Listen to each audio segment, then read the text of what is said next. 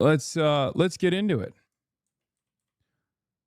Trump delivered an anti-communist speech. Hogwatch, heat wave, 4th of July. Feels not like a B-day, but a funeral. Saturday, fun day, reacts are back, and more. Get in now. Will you cover the Khamenei funeral? I don't really know what to cover about that, to be honest. Do we have a blast off meme other than the join the DSA? Join the DSA. Derby, derby, derby, derby. Derby, derby, derby, derby, derby, derby. Leftist humor is Irma Gerd memes from 2013. Not funny. Actually very cringe, says Brian Lewis. Former Turby for South Dakota governor. We supported Toby over Dusty Johnson, and this is how we're treated. Shaking my head. True. Sounds like a no-good yellow-bellied cattle thief like Larry Roden. That's funny. Anyway, it's July 4th, ladies and gentlemen. Let's blast off. I watched your Smosh video. It's very funny. Thank you. Did you guys like the Smosh video? Did you watch it? I was on Smosh. After 250 years, the flag will be changed to red, white, and green. The color of our future, the reflecting pool, plays no part in this decision. Trump. Mr. Hasanabi, please watch the video for Sunday Fun Day. It's not Sunday, it's Saturday Fun Day. What is this?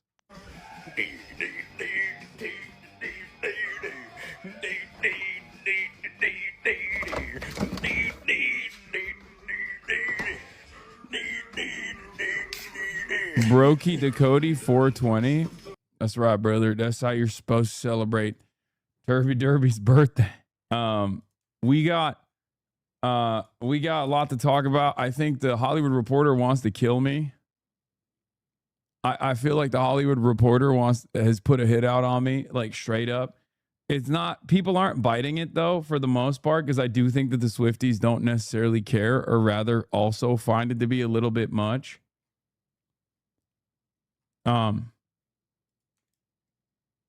The Hollywood Reporter wrote an entire article off of that age retweet. Sam Piker dragged Taylor Swift insane wedding, a dramatic misuse of public resources. And it's really funny because it's like, it like they've been tweeting it on the timeline. Hassan, I'm Chinese. You are an idiot. Okay. Yeah. Mainstream media couldn't get conservatives to assassinate him, so they moved on to their next best cohort, Swifties. Left-wing pundit Hassan Piker is unloaded on Taylor Swift and Travis Kelce for having taxpayers pick up the cost of security for their star-studded wedding in New York City this weekend. Media reports point to the multi-day wedding event costing around $15 million, which includes security borne by taxpayers. Straightforwardly, a flex to be like, yeah, I can do this. And I kind of think it's a little bit tacky at best. Yeah. They are, and there's like a million context notes on it too. It's like, guys, they didn't pay for the cops. Like, that's not... Like, they blocked off numerous roads. What are we talking about? I don't know why the Swifties are claiming that Taylor Swift actually paid for the cops. Also, I'm fairly certain a lot of Swifties probably agree with me on this as well. Because, like, Swifties probably want this beautiful day, this glorious day, to be like a day that is noteworthy and not like in fucking Madison Square Garden. I suspect that the reason why she did that in MSG is because she's filming something, and she'll then present it as like being like a gift to her audience. You know what I mean? Like commoditizing and selling like her wedding day in some capacity. That could be part of it. You know what I mean? Regardless, like, no, Swifties are fucking insane. They love it. I think some of them probably love it, but not all of them. My point is, no matter who it is, no matter how beloved the figure is, it's just like when you're a billionaire, you're still going to do billionaire things, you know? You're still going to do billionaire things. That's my point.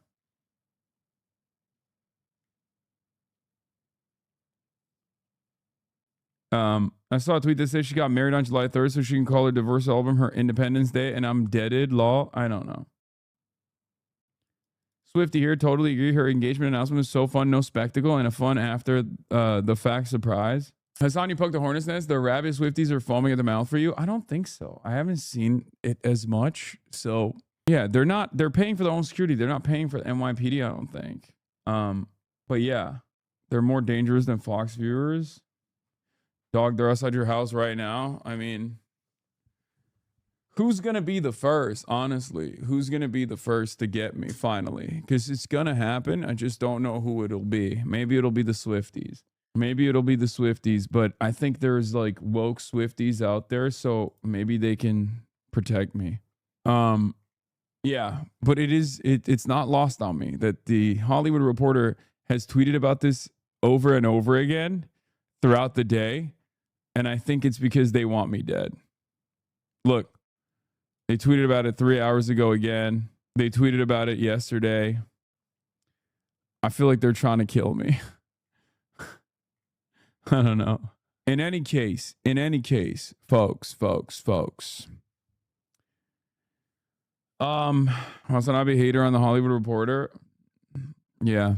They might just be farming off my name a little bit, which is fine.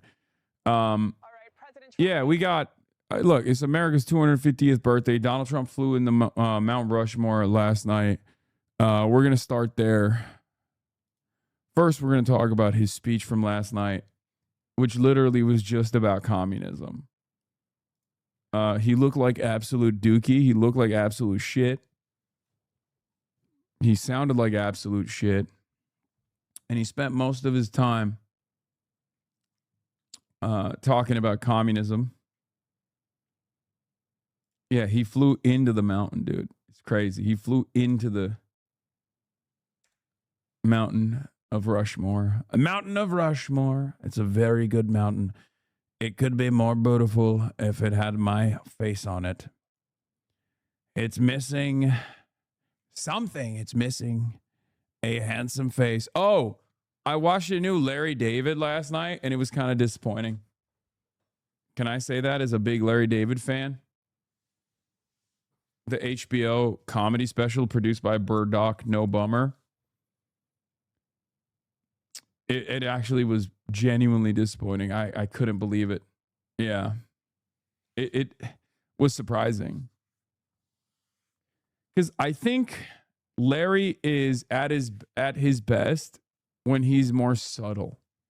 When he's boisterous and loud, Larry, which he happens to be in at least the first episode that I watched, it wasn't as good. It almost felt forced.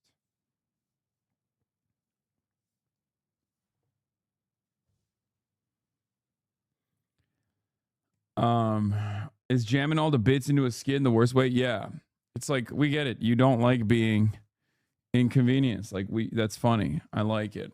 It felt like typical boomer lib humor, maybe. Ready to celebrate the 4th of July festivities, and he got an early start last night. He flew to South Dakota to give a speech on the eve of Independence Day and to take... Yeah. You know who was probably there? Living La Vida Loca? Turby. Running for Gunner, South Dakota. Turby, Derby. I bet he was there loving it, dude. Loving every moment of it. He's like, my president. You changed his mind? When it comes to Hassan Piker and the DSA, I'm starting to change my mind on electoral politics. Hassan Piker has said openly that he's a harm reduction voter. He voted for Kamala Harris in the 2024 election, which I don't really fuck with. I always voted for the lesser of two evils, and I never fucking liked the person that I was voting for. And this time around, I just couldn't do it. I saw too many dead children and too many horrific things. I just couldn't do it anymore. But there are people in Hassan's comments, or his chat at least, that always accuse him of not being far left enough, or that he's like a Zionist or whatever, and he always refers to those people as like Maoist third worldists. But he also says, like, you guys are just chirping, like, you're not building a coalition. He tells them, build a vanguard, and when you're ready, I'll be there to support you, because they want the needle to be pushed all the way to the other end of the spectrum, which would be great if things changed overnight, but that's not how it's going to work. The world isn't ready for that. The American people aren't ready for that in its entirety. Like, you have to meet people where they are. That's what he says a lot. And with what he's been able to accomplish with the people that he campaigns with and the people that are campaigning, winning elections, Zoran Mamdani, the entire DSA slate in New York, what's going on in Colorado, Chris Rabb, like, I'm starting to see it the other way around, where he's going out and building this DSA vanguard, whatever, and this is going to open a lot of people's eyes. A lot of people are going to show up to support it. Not only are people going to start running more because they see that it's possible, but also I think that it'll get people to start voting more because they're actually seeing stories or reading articles about what's going on in New York and what Zoran's been able to do. Like, he's changing things materially for the better for his constituents, and that will get people to be like, holy shit, maybe we can change this. And also, like, I get, See, if they don't get it, they'll get it after we win. It's that simple. That's why it's important to put your fucking head down and do the work. Okay? Rediscovering Lenin from first principles. I just don't even start that conversation. Everyone's going to get so fucking annoying about it. Okay? Exhaust all available options. Electoralism is only one route amongst many. Okay? It's fine. I don't want to get started with that because everyone is going to. What do I always say? There's a diversity of tactics. Exhaust all readily available options. Electoralism through this route is only one of many. That's number one. Number two, it's a massive legitimizer. It's a massive platform. It's a massive opportunity to break through Red Scare propaganda. That's part of the reason why. You never said that? What do you mean? I say it all the fucking time. You always say Durka Durden? Okay, shut up. Oh my God. Oh my God. Anyway, it's one of many options. But it's a valid one. It's a valuable one. Okay. The number one problem facing the American working class that is an impediment to progress, an impediment to building any sort of vanguardist movement, if that's your flavor, is a lack of class consciousness, is unbelievable stigma against socialism, communism. We have to break through that. We have to first foment class consciousness, make the American working class recognize their class position. Then we also have to engage in political education. Only then can you build a resilient working class movement. Electoralism is one route to achieve that.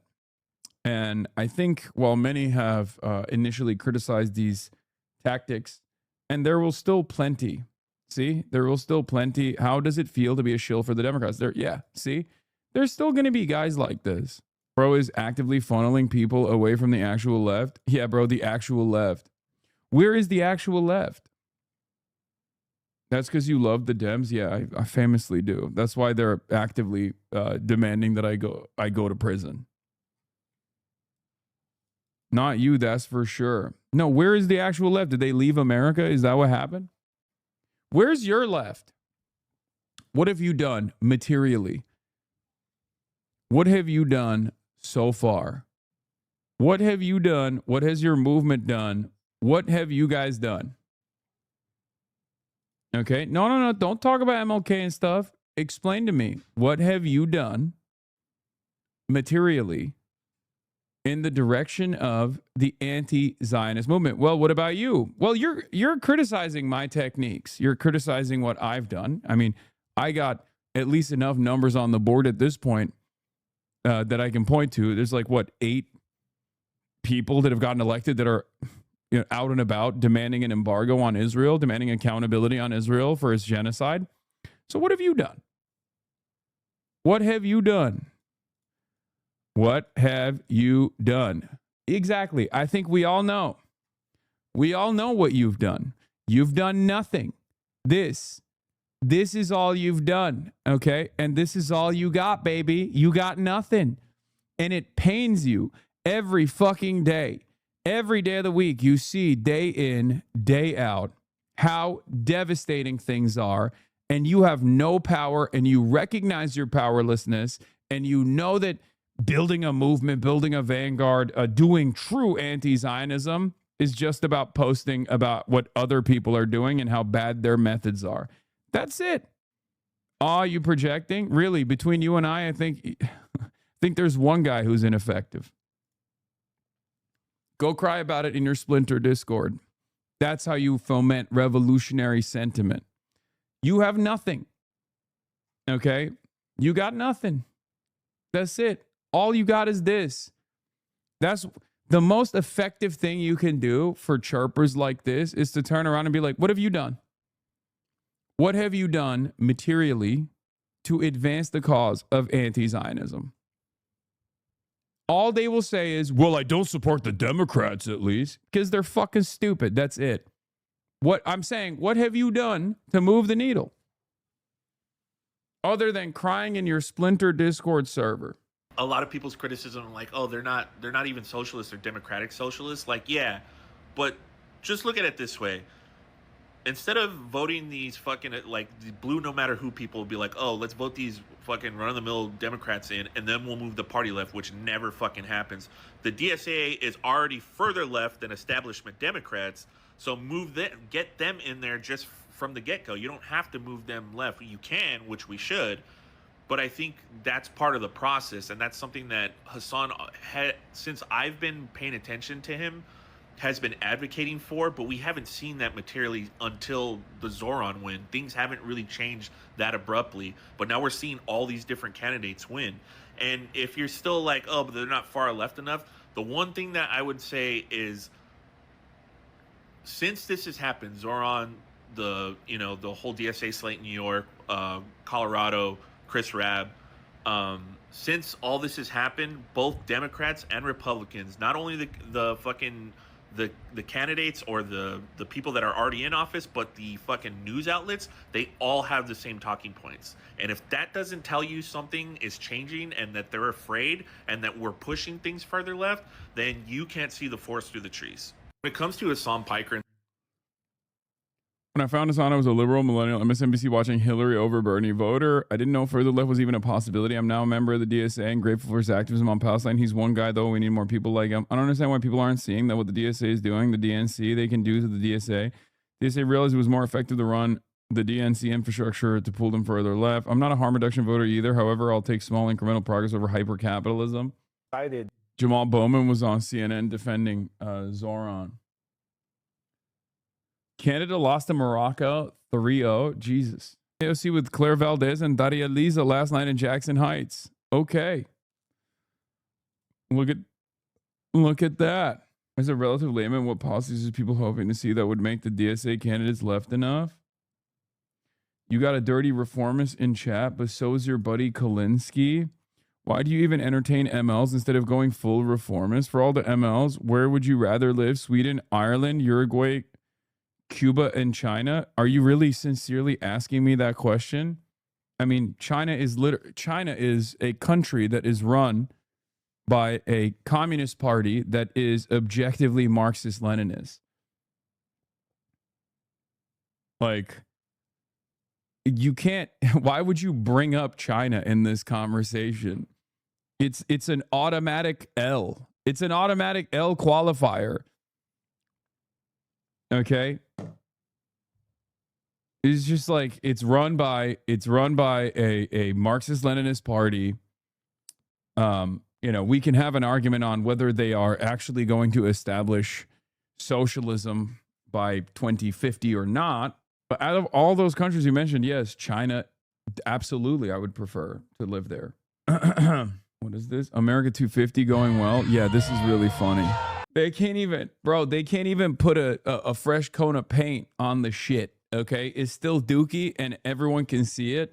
It's so funny. Every part of America 250 has been like this. It's everything. Like, I mean, the stage falling apart during Freedom 250 rehearsal. Look at this. Look right here. Terrifying. Thank God no one got killed. So bad. You got Thomas Massey responding to Aaron Parnas. Oh, by the way, I saw something crazy in Kentucky that I think could be very interesting. Someone was posting a conspiracy theory about Thomas Massey and about Mitch McConnell. They were saying that Mitch McConnell is actually dead, but they're hiding that he's dead because they don't want Thomas Massey to run in a special election. Because if Thomas Massey ran in a special election, because Kentucky, you would have to have a special election in Kentucky if Mitch McConnell no longer occupied the seat. And in that situation, Thomas Massey could potentially upgrade to the Senate, which would be unbelievable. I'm straight up drinking the Kool-Aid on that. Yeah, I don't know if it's real, if it's a real theory or not, but I like it.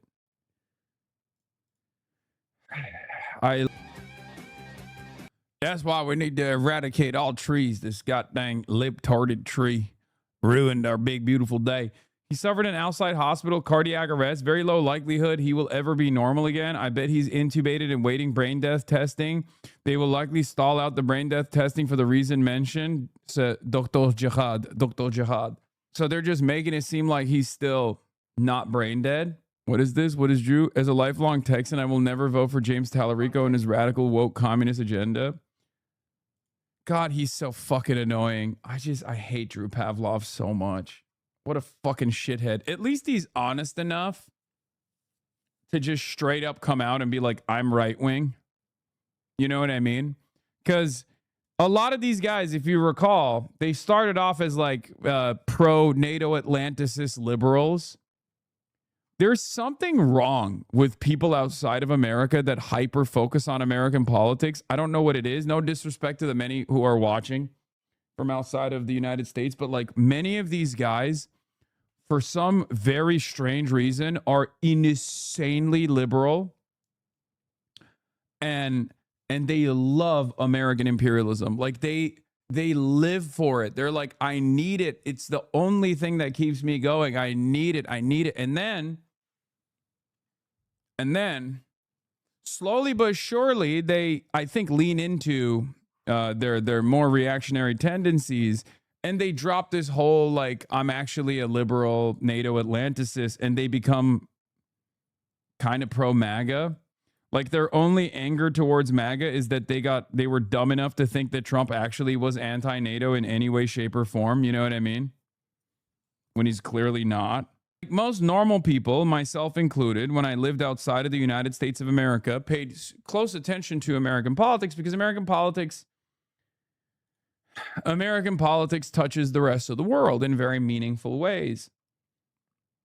But I don't understand how you could ride for American politics and LARP as though you are an American or care about it to such a degree where you're like, you know, there's always these like Nordic liberals for some reason on election Twitter that'll be like, you know, California 23rd actually needs a moderate Democrat. You know what I mean? And it's like, why do you know that?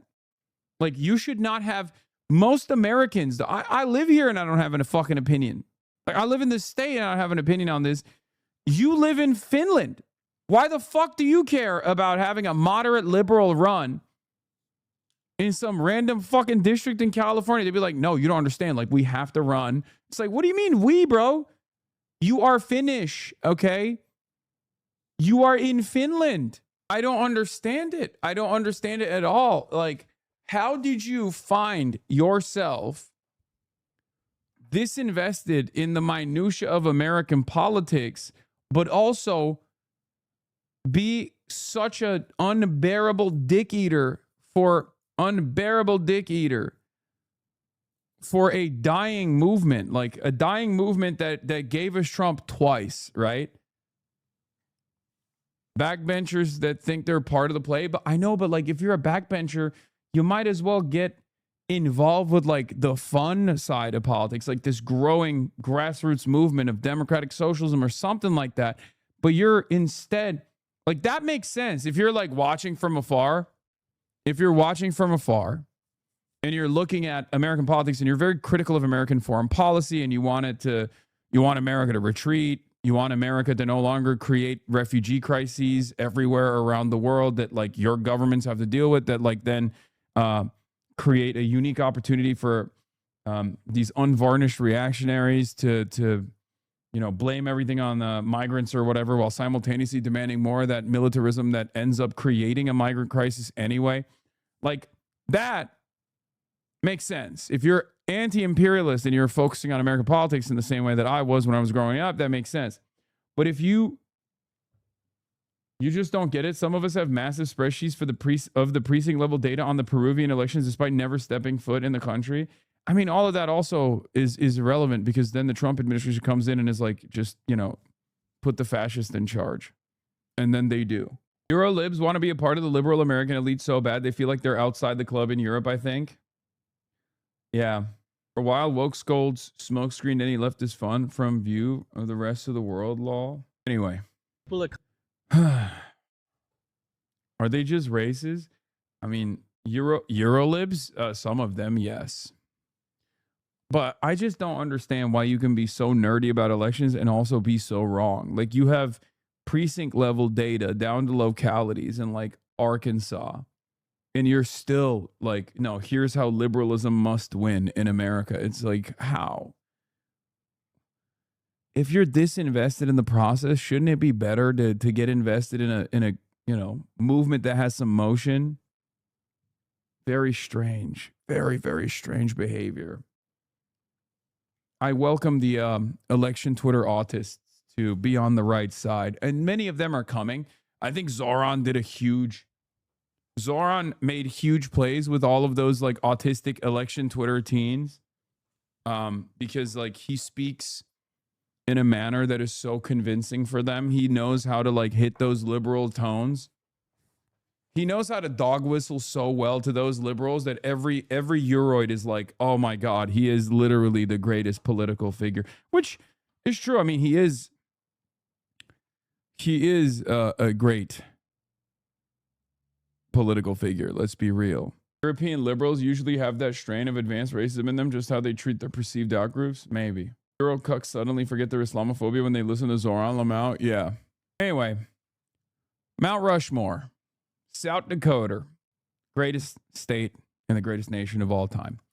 Last night, Donald Trump flew in to Mount Rushmore to deliver an incredible speech. Some might say the greatest speech of all time. The speech seemed like a direct response to the mayor of New York, Zohran Mamdani's speech about what it means to be American on America's birthday. It was very strange. It felt like Donald Trump was directly responding to everything that he's seen on Fox News for the last week or so, for the last month or so, about the growth of democratic socialism, which is secretly actually radical revolutionary communism. He spoke about expelling and exiling communists, man. He was pressed. I don't know why. Let's take a look. The fireworks over Mount Rushmore. Tonight, he will be making remarks here at the National Mall. CBS's Torian Small is nearby on the mall with more on the president's speech and the tight security in place here. Torian, good morning. Yeah, good morning. Happy 250, Adriana. So it was a mix of political messaging with patriotic pageantry as President Trump once again called on Congress to kill the filibuster in order to pass his national voter ID legislation. This also as he honored the nation's history in his speech yesterday. Launching in the shadow of 4 presidents. I'm sorry. I don't think you can say that he was honoring the country in any way, shape, or form with this awful fucking speech. I mean, the speech was dookie. It was straight up dookie, man. It was dookie beans. It was bad. We gather on the eve of one of the most extraordinary days in the history of the world. Tomorrow we mark 250 years of glorious independence and 250 years of majestic American freedom. Nothing like it. President Trump kicked off America's 250th birthday at Mount Rushmore Friday, a preview of the pageantry in store for the weekend celebrations. In D.C., massive military flyovers. Just to see Yeah, apparently the flowers are insanely annoying. They're so loud and they're happening nonstop. It's also a waste of resources, but what are you gonna do? Hell yeah, Turby Derby, brother. We got big old planes flying overhead. I love that shit. Very patriotic, just seeing the flyovers, and right now it's just really cool. Reagan National Airport shutting down for hours Saturday to clear the skies. The president predicts hundreds of thousands will pack the Great American State Fair, 50 states and 50 exhibits across the national. That's definitely not happening, I don't think. Turby Derby had a statement. Turby Derby said, God bless South Dakota, God bless America. Our state deserves to be the freest, boldest, and the best in the nation. Thank you, President Trump, for such a historic night.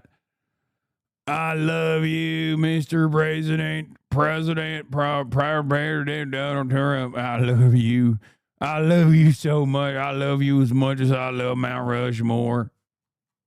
I'm your special guest, Mr. President.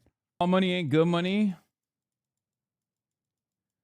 What? But black people still put in positions to dance for their financial money. I wonder what these reporters really think when they report about our most indecent president. What does that have to do with anything? I don't know what's going on. Infant Door, I got something for you. And another I told you so moment. Infant Door, I'm going to trigger the fuck out of Infant Door. Or maybe they're going to be like, yeah, no, I already told you so.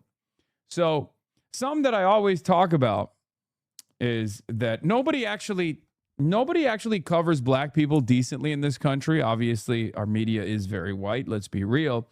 One of the things that people always talk about when they reference black people is like, oh, they're kind of reactionary. They're moving away from the Democratic Party. Not only is that always overstated, it's bullshit, but also demographic reports show consistently that black people have the most progressive politics and are the most open-minded to socialism. So we have to do away with this this ridiculous thing that we see on Twitter. Here are the facts. The Economist YouGov poll shows, here are some words that people might use to describe themselves. As far as socialist goes, okay, black people are at 13%, white people are 7%, Hispanic people at 8%. Okay. So with the racial breakdown of voters, black people have the highest percentage of self-described socialists. When you ask the American public for the racial breakdown of white, black, and Hispanic, capitalism or socialism, which is the better economic system? Black people say 17% of black people say capitalism is better. 25% say socialism is better. Same with the Hispanic voter population. Okay? Only 17% of white people say that. Socialism favorability ratings. Again, do you have a favorable or unfavorable opinion on socialism? When asked, do you have a favorable opinion on socialism? Black people say by 39% that they have a favorable view on socialism. The favorability percentage for white people is 30%, and for Hispanic people, it's at 34%. When was this poll taken? Literally last month. It says it right here, June 26, 29th, 2026. Ever vote for a Democratic Socialist? 44% of black people say yes, that they would vote for a Democratic Socialist. 23% of Hispanic voters say yes. Only 27% of all white voters say yes. Do you understand? So whenever people chirp about black people, oh, black people are not fucking with the DSA. DSA so white. Black people hate socialism. Wrong. Okay? Wrong. When you look at the numbers, when you look at a demographic breakdown of who is far more open-minded towards socialism, is always black people, number one, and then Hispanic voters, number two. Because of the partisan breakdown, I think this still suggests that socialism is more popular among white Democrats. Don't matter. Across the board. We're looking at the racial breakdown across the board. Okay? I wonder why the establishment Dem hacks conveniently failed to note that Daria Lisa decisively won black precincts. Yep. Daria Lisa won 55% of the plurality black precincts. She also won the plurality white districts. Why can't I talk today? What's happening? I've seen this before. The young, white, highly educated voters who recently moved into the black precincts have a very high voter turnout, which is consistent with their economic class. Prove me wrong. Prove yourself right first. Polls regularly find that black Americans view socialism more favorably and capitalism more unfavorably than any other racial group across the country. A bunch of elected socialists are in plurality black districts. Infant Dora. My point is that it's always a sanitized version of black people that make it on TV and they always speak about Trump in a neutral way. I'm 37 years old. Why do you expect them to be triggered? I was just kidding. Also, the joke was about how I know how you behave, Infant Dora, and that's, I mean, you're proving it. I was lightly ribbing you, okay? But it turns out I wasn't that wrong with the joke. Why are you wearing suits all the time now? Who's paying you? You are. All of you. I'm paid by you, the people, for you, the people. Piker Broadcasting Service, People's Broadcasting Services, sponsored by you, the people, and for you, the people. Support independent media by subscribing, which you can do for $6 or for free with a Twitch Prime or by gifting a sub. If we get to level 10 on the hype train, we will carry the flame as we do every single day. Anyway, we talked about black socialism or black affinity towards socialism. And that will continue to grow. I'm upset you didn't wear this. Infant Dora is the GOAT. They're the best. All right. Mall, history, and a glimpse at the future with the model of Trump's. You don't have to do a suit every day. I know, but this is America's birthday. I had to wear my birthday suit. What commie says? God damn. Thank you for the 50 bones. Play for fairgoers. I enjoy just being out here, going to all the states. I still haven't seen Pennsylvania yet, but excited to get over there. Trump teased a grand finale, what he's calling the largest fireworks show in history, and the security to match. Nearly 5,000 National Guard troops, miles of fencing, and airport-style screening. I will tell you that you've had hundreds, if not thousands, of law enforcement Holy shit, we're already at level 5 hype train. That's not what a birthday suit means. I know, I was making a joke. Planning this event for several months. Before the fireworks, a presidential gift. Trump Friday pardoned 6 people convicted of tampering with vehicle emission controls, calling it, quote, weaponization and stupidity. And as we mentioned, the president set to speak again tonight, this time on the National Mall, shortly before 10 p.m. That's before that massive fireworks show. And as for his calls to kill the filibuster, Senate Republicans have already said that's a no. Adriana? As we approach this magnificent anniversary, we see our American identity under a renewed attack. A generation after we fought and won the Cold War against the menace of communism, there is now a resurgence of the communist menace in our land. Communism is a mortal threat to American liberty. It is the greatest threat to our country. We're not going to let this happen to us. Believe me, we're not letting it happen. Because communism is the enemy of free people everywhere. After 250 years, American freedom still rings. This shit's catnip for boomers, I think. But that's it. And nobody else. It's not dissimilar to like constantly calling every critic of Israel an anti-Semite. But I think this has run its course. Especially considering that there's not really a militant opposite pole that America is waging a Cold War against. The Cold War is over, right? Capitalism won. Most people that are under the age of 40 or even 65 really have mostly known a world devoid of communism, right? They've mostly known a world where the USSR doesn't exist and that America is the domineering force. And maybe in the early 90s, they thought, oh, it's over. This is fantastic. We won. Permanent growth. It's here. But very quickly after that period of excitement, did people realize that things were actually devastating? We have suffered from our success. Set to it run with a 250 big bones. Oh my God, we're at level 8 hype train already. What the hell is going on? I know you like the number. So you can't really make a convincing argument that we have to be terrified, especially because the major communist world power right now is China. And China, whether we find this to be appropriate or not, has been deliberately anti-militarist in its foreign policy. The USSR has actively opposed American imperialism. For all of his faults and failures, Khrushchev was a lion, as I like to say. China has not done that. So from that perspective, it's much more difficult to present this like big, scary menace of communism.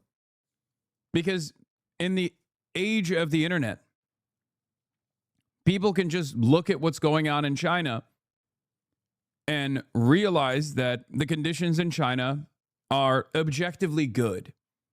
The trajectory of China is objectively positive.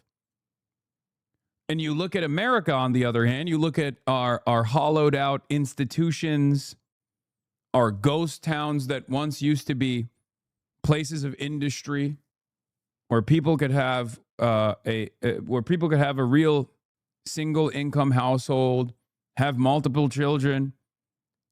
Heck, they could have maybe 2 families, one secret and one not so secret family. That's how much money people used to make back in the day, as opposed to now. No one can own a home. All of these cities have been hollowed out, left in a state of dire disrepair, and getting only worse. Meanwhile, you look at China and their rural areas, their rural villages that may not have had working sewage systems a decade ago, now have robot delivery, unbelievable infrastructure, unbelievable development. They are on an upwards trajectory. We are not. And everyone can see it. So you can't really point to China and be like, well, don't you think we should oppose China? Don't you think we should be fearful of China? Most people are going to be like, I don't care, man. Just give me healthcare, please. What the fuck is going on? And I think a lot of people can feel it, even if they're not knowledgeable about what's going on in China, even if they are in some ways a little worried about the Chinese menace or communism or whatever. It's difficult to get people to buy in to what's happening in America, right? Yes, we're at level 9 hype train, 2 minutes remaining, almost level 10 to carry the motherfucking flame. Do you see what I mean? You can't get people to buy in to blind patriotism. You can't get most people, rather, to buy into blind patriotism if they're suffering, if they're struggling. It's much harder to create social cohesion of that sort. You can do it. Trump does it very well. You can do it through a cult-like understanding of the world. But the number of people that will buy in to this blind patriotism is always going to be smaller and smaller and smaller, especially when you are actively selling out your constituents, when you're building data centers in their backyards, when you're telling them, as Trump has, that they're probably never going to be able to own a home. And the reason for why is because, well, we can't hurt boomers and their nest egg. We can't actually diminish their property values for the ones that already own a home, the boomer class. So you will never get a house. When you say stuff like that, people hear it.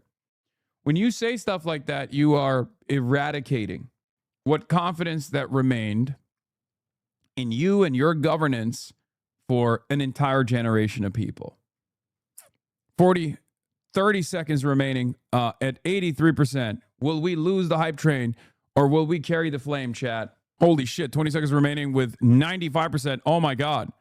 Oh my God, 10 seconds remaining. Oh my God. Oh my God. Oh my God.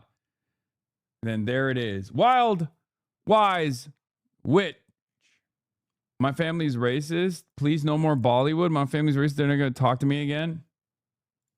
It's July 4th. We're doing country. I prejudge the quality of a Charlie Kirk AI Kirkification by how good Charlie Kirk looks. And this one,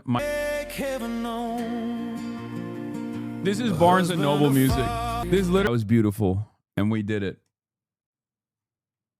We did it. Anyway, let's get back to this guy who's not carrying the motherfucking flame. American dream still lives and the American flag still flies more proudly than ever before. After 2.5 centuries, we know that this is not an ending. This is only the beginning of the golden age of America. It was a great speech. President Trump with a stark warning against communism because we've been watching what's happening in these elections. And he mentioned it yesterday on Mount Rushmore. Well, here to discuss is New York Congressman Mike Lawler. He did a great job on the Hill the other day, standing up for Sheridan Gorman's family. Thank you so much. Thank you. What do you make of this? We heard the president last night saying communism will never happen, but you live in New York. You saw what happened last week when these 3 socialists were elected in the primary. And America hating and Israel hating. Yes. No question. And it wasn't just. Yeah, no, I can't believe they're America hating and Israel hating. Brother, y'all gotta stop sneaking that into convos, okay? It's not gonna work, okay? Just look, not to give you guys ideas on how to better message on this issue, but you gotta drop this Israel shit because even your own families will be like, wait a minute, Israel hating. Why? They always have to sneak that in, okay? They always gotta sneak that in. I'm Brian Kilmeade. You are not slick, my man. Oh, these guys are America haters. And also they hate Israel, which is the same. Which is the same, of course. You must not. The 3 congressional races, it was state legislative. They won over 6 state legislative seats. You know, I look right here with the Statue of Liberty in the background. That's where I proposed to my wife, an immigrant from Eastern Europe. She escaped the Soviet Union, communism, came here in search of a better life by herself. And I think of Zohran Mamdani, who I served with in the state assembly, a Ugandan-born immigrant who came to the United States of America and is now the mayor of the financial capital of the world. And instead of embracing the fact that only in America could that happen, that a Ugandan-born immigrant could become the mayor of the largest city in America, instead of embracing that, he talked down about America. He degraded America, sitting behind George Washington's desk and basically embracing socialism. And, you know, frankly, I think really desecrating America's 250th anniversary in a way that our founding fathers certainly would never have envisioned when engaging and embarking on this experiment. Can we just of freedom play and some democracy. of the sound, Congressman, real quickly, of what he said? He talked about us being a contradiction. Here he is. As we mark 250. I love that they got the notes. Like, it's not even subtle. Okay, I'm sorry. I don't think these guys know what they're doing. I don't think these guys recognize what they're doing. Okay? Forcing Zoran to be the figurehead of the entire Democratic Party is an unbelievable gift. Oh my God, these guys are so bad. Oh my God. I don't want to say anything at this point. I don't want to say anything at all. But they are aggressively placing Donald Trump on the one side and then Zohran Mamdani on the other side and being like, see, this is our guy. This is your guy. Look how bad your guy is. He's a communist. Not realizing that this is only going to benefit us. It's going to benefit the DSA. It's even going to benefit the Democratic Party. It's free ball. It's amazing. Oh my God. Yeah, stop talking. Okay, well, I talk. Do not correct your opponent while they're making a mistake. Listen, everything I say, these guys think is wrong. They oppose me every step of the way, so it's fine. It's great. Hopefully they keep doing this shit. It's also strange because Donald Trump does not even dislike Zohran Mamdani, right? I mean, this is phenomenal. This is so good. Because this, once again, gets even the liberals who despise Fox News to also come to terms with, liking Zohran if they hadn't liked him already or if they didn't know about him. This gets liberals on board with the program. This is basically the equivalent of Zohran Mamdani doing that kindergarten thing with Barack Obama times 10. Okay? Do you understand? Like, if you recall when Zohran did that thing with Obama and everyone was like, dude, that's a war criminal. I was like, I know. Okay? But trust me, Democrats love that war criminal. Okay? They love him. And that kind of association is good for him. It's good for us. It's good to make democratic socialism palatable for some of the demographics that might not actually like or might be negatively polarized against it because of all the residual anti-Bernie hatred. It's a fucking fantastic thing because we need those people to vote, right? This is 10x that. Positioning Zohran Mamdani being like, America's a nation of immigrants, and that's what's so beautiful about America, and I love America, and all these immigrants also love America. We love America. And then on the other side, having ugly ass Donald Trump stumbling into this moment and being like, you know who I hate? Communism, like that fucking Zohran Mamdani, without actually mentioning him because they're lovers, right? You don't want a lovers to haters arc for Donald Trump and Zohran. It's clear. He's like, I have a special place in my heart for that one commie, but also at the same time, I just hate the movement, right? My 60-year-old mom who worked for Northrop Grumman supports literally every position of the DSA. Yeah. I mean, that's the point. That is the point. Because everybody loves the platform, but they think they hate the moniker. Everybody loves the platform. Everybody loves the agenda, but they've been negatively polarized. They've been conditioned into believing that this is scary, especially older people. Moments like this change their mentality. They change their mindset. They go, he can't be that bad. I heard his speech. I agree with it. America is a nation of immigrants. I heard his speech and I liked it. You know what I didn't like? Donald Trump's speech. I hate Donald Trump. I love everything he hates, and I hate everything he loves. 50 years. What do we see? We see a city of contradictions within a nation of contradictions. We see the wealthiest country in the history of the world, one where children go to sleep hungry while the world's first trillionaire hungers for more. We see a nation whose immense wealth has been built by those with calloused, dirt-streaked hands, those who toil on factory floors and chisel into stone. And we see a nation that has allowed so much of that wealth to be held instead in the soft hands of a precious few. We're the most giving nation. What is he talking about? It's truly mind-boggling. America has done more to ensure freedom and opportunity and prosperity for everyone, not just here in our... Yeah, here's the problem. That argument rings hollow. Maybe for the boomers that watch Fox News, they'll be like, hell yeah, we are the most giving nation. I love Americans, love fucking putting that up. To be like, oh, we're the most charitable nation on the planet. Fuck you, brother. First of all, you literally killed U.S. aid, and you loved every moment of that. That was number one. That's been devastating for a lot of the countries that were built to rely on America's fake charitable contributions that actually eviscerated their domestic agricultural output while simultaneously making them reliant on our farm subsidized agricultural output. But then also on top of that, Zohran isn't even talking about the most charitable nation, America, and USAID. He's talking about how callous hands built the value that stays at the top of America in the hands of soft, buttery billionaires. So you're saying it's a good thing USA got cut? No, I'm not saying that. US aid is far more complex than that, okay?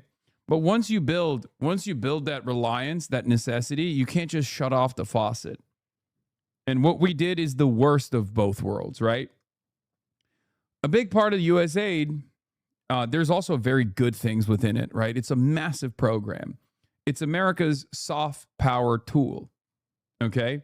But it's totally ridiculous to just be like, yeah, we're going to shut that. We're going to shut the medical aid, for example. That's just unbelievable. You're out of your mind. I'm never going to be on board with that. I'm also never going to be on board with designing an over-reliance on U.S. Subsidized agriculture that has gutted the domestic agriculture programs that these countries might have had, only to just leave them astray. It's totally disastrous. It is barbaric what we have done. It's also bad for, domestic big ag anyway. It's not even great for the farmers who relied on that subsidy because they were sending a lot of their yields overseas by way of US aid. So in the short term, it benefits virtually no one. Country, but around the world. When you think back to the Revolutionary War. The only thing that I had a disagreement with Zoran on was when he said like it was farmers that did the American Revolution. Maybe you went a little too hard on the revisionism there, buddy. I don't agree with that assessment. As a matter of fact, that's just not true. It's just not true.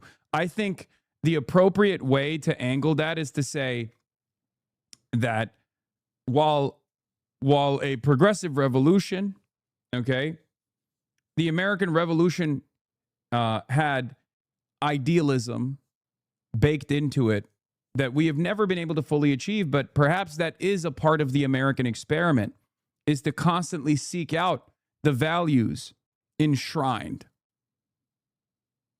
The values enshrined in the Constitution, this high-minded ideal point that we have always struggled to achieve and have failed to achieve at times, but that struggle still continues. I mean, I think that's what it is. That's, at least historically, that's how people have framed it,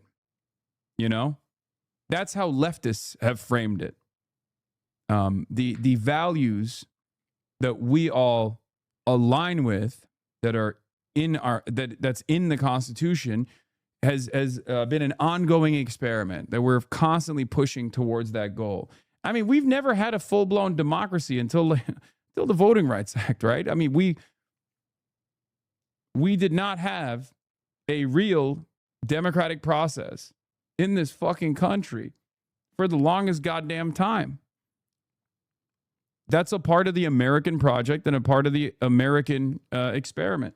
And we had like a good 60-year run with that. That was never fully realized. And now we're gutting it again. We're regressing. I skipped over the women's suffrage movement because I'm a misogynist. No, because black people couldn't vote, man. What are we talking about? Like, yeah, sure, women were allowed to vote, but then black people weren't allowed to vote. So what do you mean? Like that's still people that were not allowed to vote.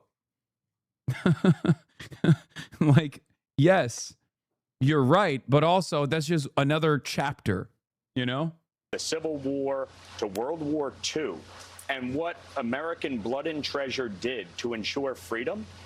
It's truly mind-boggling to listen to that speech from the mayor of New York City, and especially 25 years after 9/11. You think of Rudy Giuliani at ground zero, America under attack. Zoran Mamdani embraces people like Hassan Piker, and what is going on, brother? Brother, why am I on Fox News every damn day, bro? Dude, I used to cherish these moments where I would catch a stray. You know what I mean? Where like randomly somebody would name drop me and I'd be like, whoa, that's sick. My ops. Nowadays, they bring me up. Nowadays, the Fox News brings me up every single day. Every damn day. They've developed Hasanabi derangement syndrome. These socialists that win election that are saying America is at fault for 9/11. It's crazy. Yeah. How about this? America, they will tell you, belongs only to those with the right accent or right shade of skin. Screw you. I mean, what kind of attitude is this? What kind of message? And he thinks that will resonate with the people that put him in office. Well, sadly, he might be right. For some, the politics of envy and jealousy are rising. But I fundamentally believe in the goodness of America and the American people, and they will reject this soundly in November in the midterms. But more broadly, as we move forward and embark on our next 250 years, this is the greatest country on the face of the earth. And no matter our differences, no matter the politics of the moment, the fact is we should all be grateful for living in the United States of America. Well said, Congressman, and good luck in your election. I know every time you run is tough. It is. It'll be a fight, but we'll win. All right. Congressman Mike Lawler. Great to see you. Thank you. Be sure to like and subscribe for all the Fox News latest on YouTube and catch full shows streaming now on Fox One. My fellow Americans. America, we need a new beginning. Interesting times with Ross Douthat. Oh my God. Oh my God. Here's a guy who agrees with Trump's ridiculous anti-communist sentiment through and through. Okay. Telling us about how we need to chart a more moderate path forward. Also, happy birthday, America, to Pennsylvania. One thing that I found very interesting, July 4th, 1776, birthday of America. In Pennsylvania, it was 76 degrees. Let's take a look at how, in the 250 years, let's take a look at what the Pennsylvania climate has changed. It's 100 degrees right now. I think it was Benny Franks that wrote it down. Isn't that crazy? That they were so diligent in their note taking that they actually wrote down the temperature. 1776, it was 76 degrees. 250 years later, it is 100 degrees in Pennsylvania right now. Okay? 100. Upgrade? I don't know if that would be considered an upgrade. Okay, so the temps are going up just like the stocks. Sorry, we're winning so hard, I guess. That doesn't mean shit. Inflation, dumbass. Yeah, this is the one area where you don't want inflation. Meanwhile, it's a perfect 76 here in Los Angeles, California. Former, also known as Mexico. But Ross Douthat, my fellow Americans, on this 250th anniversary of Great Republic, I think we're unlikely to have a unifying address from any politician, so I thought I'd get a little dressed up and offer one for myself. I love Ross Douthat, man. He is such a G. What a hilarious person in his own meaningful way. Anyway, there is one guy who's aware of what we're up to, and I don't like it. I don't like being noticed by him. But he's also noticed the Zohran Mamdani thing. Steve Bannon reacted to the Mamdani speech. He said, if you dismiss the guy, you're missing something. It's not just this guy. It's the team around him. He warns Republicans not to underestimate the movement behind him. Says, you're going to have to use your agency. Mamdani just gave you a lesson in rhetoric. And the reason I played that live, this is quite serious. If you dismiss this guy and dismiss the people around him and dismiss the money in back of him, you are missing something that's more powerful than Obama. And it's not just this guy. It's the team around him. Of course, you saw what he had in the backdrop. He also took, the part about New York City and the part about Washington, the part that Patrick K. O'Donnell, all of us will do tomorrow on the 4th of July, and then I told you starting on the 6th every day, we'll talk about it. You could have lifted the military part and the glories of the revolution. Yes, you could have lifted that right from War Room. And I'm sure they've done some of this. They took the, and this is what Marxists do. They want to take the rhetorical flourishes or take the symbology to make you feel, and particularly to make. Dog, this is so funny to say as a modern conservative, like a MAGA Republican. That's literally all Republicans do. That's the whole point. Okay?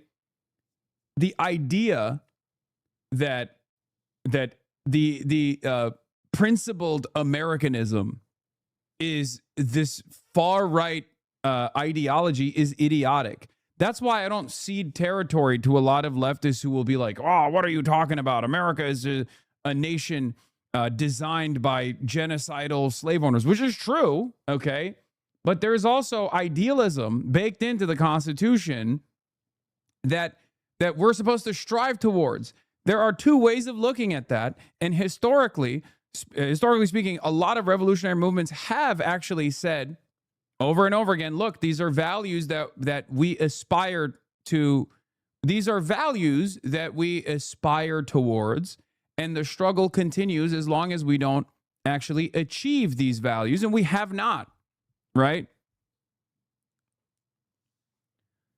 A lot of people also don't realize, for some reason, for one reason or another, that there is something unique in the American Revolution. Okay, part of the reason why I maintain the idea that it's a progressive revolution, regardless of its bourgeois characteristics, is because it was against the British Empire, the most successful colonial force that the world had ever seen at that moment.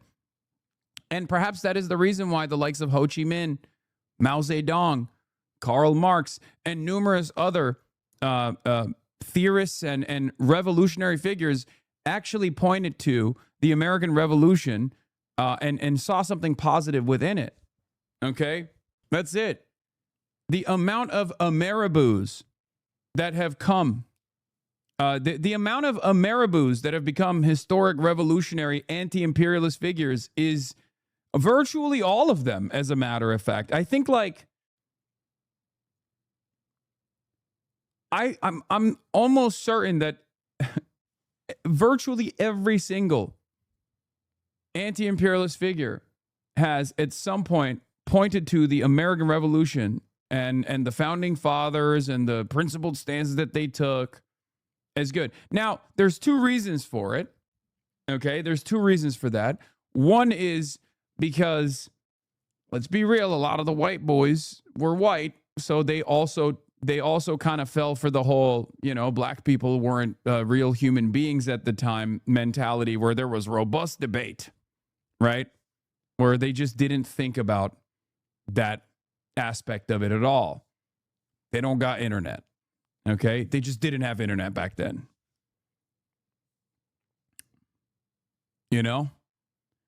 And that's a blind spot for sure, and I recognize that, right? Oh, yeah, totally. That was it. Idealism for who they deemed as people. Ugh, classically. Oh, yeah, totally. That's it. Guys, I'm not saying.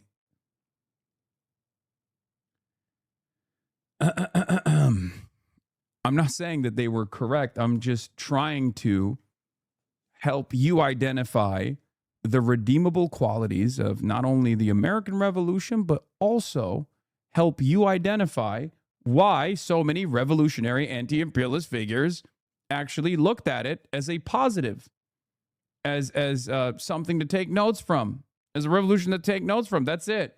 The problem is not that the American Revolution, but the Fukuyama-ass attitude that everything was complete, no more DLC. What is this? I need a lawless something. Here's Hannity spamming, but Hassan 9/11. Wait, what? What? He was talking to Stephen A. Smith? What? I'm confused. Party Stephen A. There we go. Mom Don.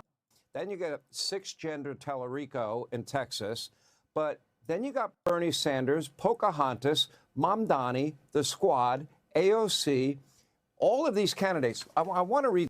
There's something so funny about constantly putting Elizabeth Warren in the brigade. Stephen A. Smith knows the song. That's crazy. Oh no, you're being nuanced. They're gonna get you for this, fam. Sure, whatever. I don't really care about Sean Hannity spamming the Hassan 9/11 moment. lower information voters, lower information people. It's what I said about what he offers. They offer free rent. They offer, cheap food. They offer this. When you're sitting... Marx wouldn't have idealized the American Revolution if he knew more. He lived in 1940s in Germany. It's literally because he didn't have internet. I think that's part of it. But to say that Marx wasn't an Ameribu or heavily invested in what's going on in America is crazy. He wrote letters to Abe Lincoln. Did I say 1940s? I'm sorry, 1840s. Yeah, Karl Marx.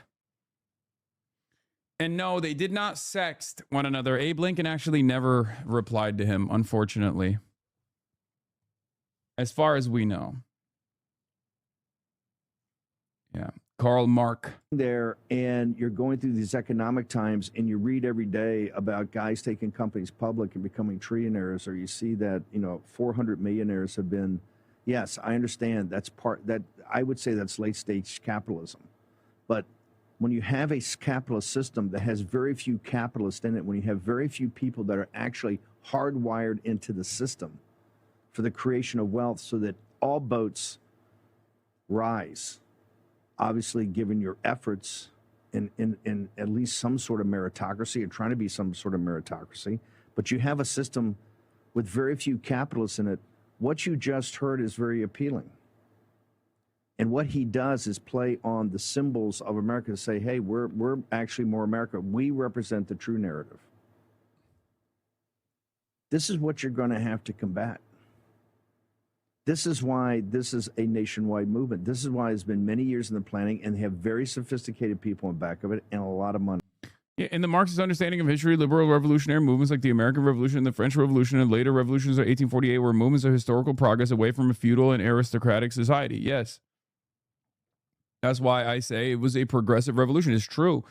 It was objectively a successful revolution against one of the most powerful colonial powers on the planet. Okay, a colony fighting back, a settler colony fighting back against the British Empire and winning. It's very important, and it did move the needle. In any case, Steve Bannon understands what Zoran is doing here and is very frustrated with it, very worried about it, it seems. But Donald Trump positioning himself against Zoran Mamdani in this way is good for us. It's very good for us, especially because Zoran is very charismatic. He's very nice with it, right? He's very nice with it. It's a good thing. So, shouts out to Donald Trump talking about communism in this way. I don't think this is actually going to win him any favors with a lot of liberals and a lot of people in the margins who despise him. He is a repulsive figure, and he is an odious figure. He is everything that's wrong with late stage capitalism, everything that's wrong with America right now. He is so perfectly representative with everything that he does, with every breath he takes, which is precisely the reason why when he actually places the crosshairs on a political movement that he calls communism, I don't think this is going to be bad for the Democratic Socialists of America. I think it's going to be very good for us. Okay, very good for the left broadly. Because this, in my opinion, will separate the boys from the men. This will, once again, cause a lot of the establishment right-wing Democrats to chirp and say, see, you're the reason why we're going to lose. See, this odious, repulsive man is now calling all of us communist. Right? Because they're right-wing. Objectively, they're right-wing. The only thing that those people care about is maintaining their power within the Democratic Party. The appropriate measure here is to say, they call all of us communists. Who cares? There is no Cold War any longer. This kind of posturing doesn't matter. We just want insert policies. Okay? We want health care. We want health care for all, housing for all, free college education for all. And we have the money to do this. And the way to do this is through redistributive policies that are going to redesign society. We're going to take ownership over our productive output, labor, and the calloused hands of labor are the ones that create the value. So why should that value remain in the hands of the select few, the trillionaires and the billionaires? Right? You said odorous wrong? No, odious is the correct term that I'm using here. But I guess he does poop in his diapers. Loyal to Karl Marx, or you can be loyal to America. You can be a communist, or Again, Karl Marx, again, massive Ameriboo, loved the first Republican president. Famously. Well, not so famously in America, but he did, right? So that's real. That's a real thing. You can only be loyal to Karl Marx, or you can be loyal to America. Okay, well. you can be a patriot. You cannot be both. As for those who peddle Marxist lies about our heritage or that our heroes were oppressors, they're doing something much worse than slandering our past. They are slandering and attacking our future. Not going to let that happen. They're trying to tear down the great American character, to destroy the people who declared independence, who crossed the Delaware, who settled the West, and conquered the skies. You know who those people are. But we will never let that happen. Our American ancestors. It's so funny to see people on Fox talk to normie Democrats and be like, you guys don't believe in open borders. You guys don't believe in abolishing the police, socialism, etc., despite spending the last 30 years saying those same things about people from Bill Clinton to Kamala Harris. Yes. But that's good. That means that the conversation is shifting to a place of normalcy. We are forcibly ratcheting back the Overton window to the left, piece by piece. Every single victory does this. Because that puts the Republicans in a defensive posture. This is what I'm trying to explain. This is what I've been trying to explain. This is part of the method, right? This was part of the theory of change that I have been defending for a decade plus, and now I'm actually seeing it in action, and it's a wonderful experience, okay? It's a wonderful thing to observe. I never really thought that we would see it. I never really thought that the seeds that I was planting would grow in my lifetime, but I'm seeing it, okay? And what's interesting about this is you are seeing Republicans for the first time ever retreat. For the first time ever, you are seeing Republicans take a defensive posture because the Democrats have not had a vision in the affirmative, right? Democrats, for the last 3-4 decades, since the Reagan era especially, have decided to play the defensive role. They are always telling you who they are not, who they oppose. They're never telling you who they are and what they stand for. Now that we have a different crop of Democrats, Democratic socialists, who are coming out and saying, this is what we are for. This is the idealism that we want to represent. These are the policies that we want to implement. We are fighting for the working class, and that's precisely what we're going to do. That's the agenda that we have. That's our focus. All of a sudden, the Republicans have to play defense against that. Instead of coming out and running the gamut on a litany of different culture war issues that they have seen tremendous success on, and then have the Democratic Party in its entirety run against those culture war issues by conceding on a lot of the hysteria to say, oh, we're just going to be a little bit more, we're going to be a little bit less vicious to trans people, and that's why you should vote for us. Instead of doing that, now we're having that battle on our terms. That's what's causing the Republican Party and its messaging apparatus to all of a sudden turn around and identify that there are such things as normal Democrats, capitalist Democrats. It turns out there is a distinction, but that's a good thing. Okay? It's not a bad thing. It's a good thing. Did not shed their blood at Concord and Trenton, Gettysburg and Shiloh, Midway and Normandy, just so that a band of thieves, radicals, and lunatics could come in and loot, pillage our nation. Our heroes died to win, build, and to save, and to build truly a great country, the greatest country ever in the world. This is really funny, but Republicans have been getting really ass mad about Francesca Hong. This guy, Kangmin Lee, is a Korean reactionary. I don't even know if he lives in America or not, but He's saying this is why foreigners and their children should not hold public office. Hassan Piker raised 54 grand for Francesca Hong. It was 57 grand, I think. A non-citizen running as a socialist for Wisconsin governor. Most do not assimilate into America founding or love the country. They bring subversive ideologies that cater to foreigners rather than native citizens. Both myself and Francesca Hong are American born. I would go so far as to say that in a lineup where, you know, white patriots were going to decide who's more American, me or this fucking guy, I suspect that the ones that haven't seen me on Fox News would probably point to me and say, well, that's the real American, right? So it's really strange. Okay, last thing we're talking about is Hassan Piker. So Hassan Piker, he just raised $54,000 for Francesca Hong, the Democratic Socialists of America candidate for Wisconsin governor. The Wisconsin Democratic primary is August 11th. So, yeah. Like, who do you think white nativists would think is like a real American? You can put that cross behind you all day, baby boy. In a lineup between you and I, who do you think these irrational reactionary forces that you are so desperately caping for, who do you think they're going to look at and be like, well, we got to pick one of the two? No hat, of course. It's so funny. Why are your ops always people that would have been bullied at your school?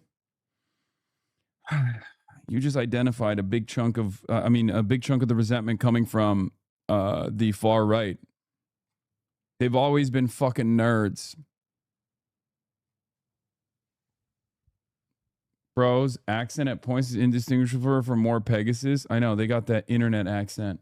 Yeah, failed theater kids. Representative Mike Lawler says that if Democratic House candidate Dr. Adam Hamawi is elected in November, he will demand a full congressional investigation into his connections and any links to terrorist organizations. Great. Why are you showing me this right now? This is from June. Fuck Mike Lawler. Anyway. Here's what AOC said. Kind of struggling with patriotism right now. What do you have to say to those folks? I have to say that no one can take America away from us. America is not, whoever is in charge right now. I think that, to me, my understanding of our country is all of the great people and movements that are a part of it. To me, America is, yes, our founders and our abolitionists. They are our labor movements. They are our women's movements. They are, it's everything that makes up our country. And I think that America is such like, I don't think it's far-fetched to say that America both represents the slaver, but also John Brown. Okay. Am I being too idealistic when I say this? It represents the continuation of chattel slavery, but it also represents the abolition of it. Because it was Americans that did that, you know? It represents there is a dialectic. It represents the liberationists and it represents those who need to be liberated. And it also represents those who chose to keep people enslaved. That's it. America represents the slaver and the slave. And it's up to us to take accountability over the dark chapters, but then also recognize the periods of struggle to overcome said dark chapters. Right? And the struggle, of course, continues. But that's not what they're talking about. They're specifically talking about defending racism. And no, those people absolutely did nothing good for American society. I don't think that those people did anything good for American society. My point is, we shouldn't cede ground on this concept. I'm not saying, oh, well, let's be patriotic socialists. That's not a real thing, right? It's not going to happen. Because patriotism is a made-up concept that it demands blind loyalty to the most reactionary sentiment, right? I'm not saying that at all, but I think it's important to recognize the good and the bad. Just be honest. Seek truth from facts and always say the truth, you know? And I think it's good to cast aside some of these like anti-American tendencies that people represent as the most American tendency. The idea that like being an American is about pushing out the newcomers and acting as though they're not assimilating. Like that's unironically un-American. I mean, I hate Ronald Reagan, but the one thing that he actually nailed was that he said, like, look, you can come from all around the world and be American. That's the whole beauty of this fucking project, which is true. Which is true. That is the beauty of this project. That is the most redeemable quality. That's the reason why this is the most diverse country on the fucking planet. Think about our food. Think about our sports. Think about our cultural output. None of those things would exist if America wasn't this mosaic, this tapestry, this beautiful, diverse country, okay? Meaningful place. Burger. Think burger. Okay? To the world because of precisely the kinds of struggles that we feel sometimes, right? It's about, yes, the history of our lowest lows in what sometimes our lowest nature, and it's also about the triumph of our highest nature. Mm-hmm. Yeah. Called it a melting pot, big ass fondue. No, the reason why I didn't call it a melting pot is because fondue is un-American. Okay? Burger, on the other hand, has numerous parts and is the most American invention that you can point to. Derek Thompson, Abundus are shitting on Elon Musk. Trillionaire celebrates America's 250 by saying poor people shouldn't vote. Sounds like tawdry satire of plutocracy, and yet, yeah. We are living through a Dickensian nightmare, but also it's like, weirdly enough, not as dark and more filled to the brim with burger and AI art, and it's lamer than ever before. Okay? This is ridiculous. The world's wealthiest guy turning around and being like, yeah, poor people should not be allowed to vote. If you let takers vote, Mamdani has built nothing. He's a taker, never a maker, says Elon Musk, the biggest taker of all time. A person whose entire net worth revolves around government subsidies, okay? I cannot begin to explain to you. Like, everything that he has done is literally because he just has money. He just has money. That's it. And with that money, he's been able to sit on top of other corporations and make other people work and take credit for it. And a big chunk of his revenue unironically revolves around government subsidies and also privatizing pre-existing government initiatives like NASA. Elon, this is the moment where you're supposed to wise up and abandon classical liberalism. If you let takers vote, they will not only take more and more, they will take more and more, rewarding to be a taker, and they will convert more and more makers into takers forever until the makers cannot carry the takers anymore. Universal suffrage leads to universal suffering. I have wised up. Yeah, you literally pay for the shit his company makes through the taxes. His job is to unironically tweet and be shitty at video games all day until the engineers and scientists he pays come up with something he can take credit for allowing to take place. Yes.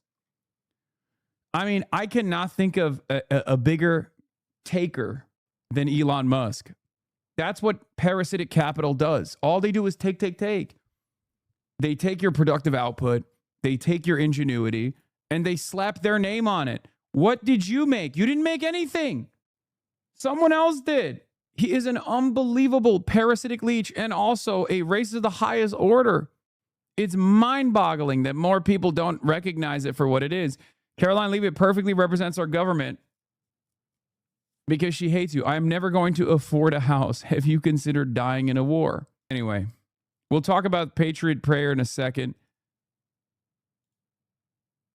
But yeah, America 250 doing fantastic. Oh, this is really funny. Guys that have spent every waking moment making unbelievably racist memes, crying over this. The fact that Hassan could treat people he was once on good terms with like this proves he's a complete degenerate freak with no morals. Every single one of these edgy posters that literally almost exclusively joke about like raping people. Like most of these guys, their entire output is just like doing rape jokes, right? Rape this, rape that. They're so edgy. And every single one of them, in between their George Floyd AI compilations and rape jokes, have taken the time out of their day to cry about this. Okay? Sorry, buddy. I'm carrying the motherfucking flame. Perhaps you should do the same. Okay? Yeah. It's always the same. It's like, oh, well, how dare you? How dare you not respect my in-group? Like, this is really messed up. This is really messed up. You're being really disrespectful. You're right. Only in America we could get something like this. Oh, no, he's going to eat them. Oh, my God, his titties. Oh, my God, Toby. Yum. Turby Derby has got some fucking mammaries on him, dude. What the hell? Bro, put a bra on. Jesus Christ. Jesus, Lord mercy. He's got some big naturals, dude. Respect. Wow. Low key, his waist is kind of snatched too. You know what I'm talking about? Like with respect to his massive mammaries, like his waist is kind of snatched. God, the shape of you, Toby.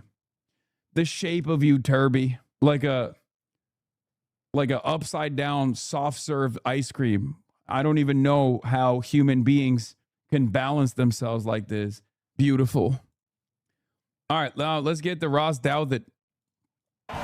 On this, the 250th anniversary of our great republic, I think we're unlikely to have a unifying address from any politician. So, I thought I'd get a little dressed up and offer one myself. A few years ago, I exercised one of my most important birthrights as an American. I drove with my wife and kids across the country, Connecticut to Seattle, 3,000 miles in a crowded minivan. One of our stops was Kalispell, Montana, a small city just outside Glacier National Park. And one of the places we thought about staying was the Kalispell Grand Hotel. And after the trip was over, a little while later, I was in my dad's house, looking at a collection of family artifacts from my grandmother's side of the family. And to my surprise, there was a picture of the Kalispell Grand Hotel. My great-great-grandfather. Isn't he your friend? Dog, he not so subtly tried to get me prosecuted by the federal government. Okay? My friend, Ross Douthat, straight up spent the entire time on that New York Times podcast that we did together being like, well, you know, Jimmy Kimmel is not really a radical, but you, on the other hand, are. You are a violent revolutionary radical, don't you think? Don't you think you should be imprisoned for your statements? Straight up, that was literally what he said over and over again. It was crazy. Built it. His name was Blair Bryce Gilliland, and he built all kinds of things around Kalispell. We had driven past monuments to my own ancestors without even realizing it. And the reason we didn't realize Yeah, so less of a friend, more of a 40-month subscriber. Yeah, exactly. Exactly the type of timing you guys are on. Was that after B.B. Gilliland helped build Kalispell, his son didn't stay there. He left and started over in Southern California. And then my own father, his grandson, married a woman who had come west from New England, and they started over back in the Northeast. That's a lot of fresh starts in 100 years. Right now, America is arguing about our national identity again. Whether the truest American is the new arriving immigrant who swears an oath, or the multi-generational American whose ancestors bled at Saratoga or Gettysburg or in Vietnam. My family, on both sides, has been in this country for a very long time. So maybe it's not surprising that I think there's a way of being American that's a cultural inheritance. But part of that American culture is also the very thing that brings immigrants to our shore. The knowledge that here you can begin again. Not just once when you leave behind an old world identity, but over and over, across multiple generations. We need that spirit of new beginnings now. I'm an optimist about America, and for most of our history, that was a normal thing to be. But these days, optimism can seem in short supply. Americans are polarized as never before. We're pessimistic about technology and afraid of various apocalypses. And yet, for all this, I don't think there's any country in the world that's better off than we are right now. Many of our problems are problems all over the globe. And here in America, we still have unique resources to overcome them. Comfort with ethnic and religious pluralism, powerful protections for free speech, an unusual spirit of patriotism, an enduring faith in God's providential care, and a spirit of why the F not that still has the power to amaze the world. One of the lessons of the last few difficult decades, I think, is that Americans are just not made for stasis and stability. Tell Americans that they've done everything important already, that the frontier is closed, and the only question now is how to divide our riches equitably or make sure that our achievements are sustainable. Of course. Let's not talk about equity and dividing our riches equitably. That's bad. How about that be the next frontier, man? Why can't that be the next frontier? All this lip speak and he's a conservative. Yeah, I mean, that's what he is. He's always been the reasonable conservative. That's the position that he occupies at the New York Times. And the New York Times loves guys like this. They love this shit. A person who speaks for no one, okay? A person with a constituency so marginal, so tiny, that sometimes you think to yourself, who is this man speaking to? Like, I don't know. I don't know who is the audience for this. That's like, I'm a conservative, lifelong Republican voter who also now believes that, you know, the Democrats have gone too far. They're too woke. They should be a little bit more normal so I can vote for them. His constituency is Sarah Longwell.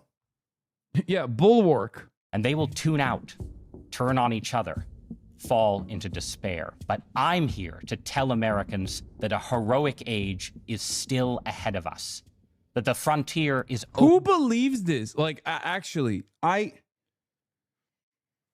don't think even the most like rabid of Trump supporters unironically believe this right now. I mean, their heart's not in it. Their heart's not in it.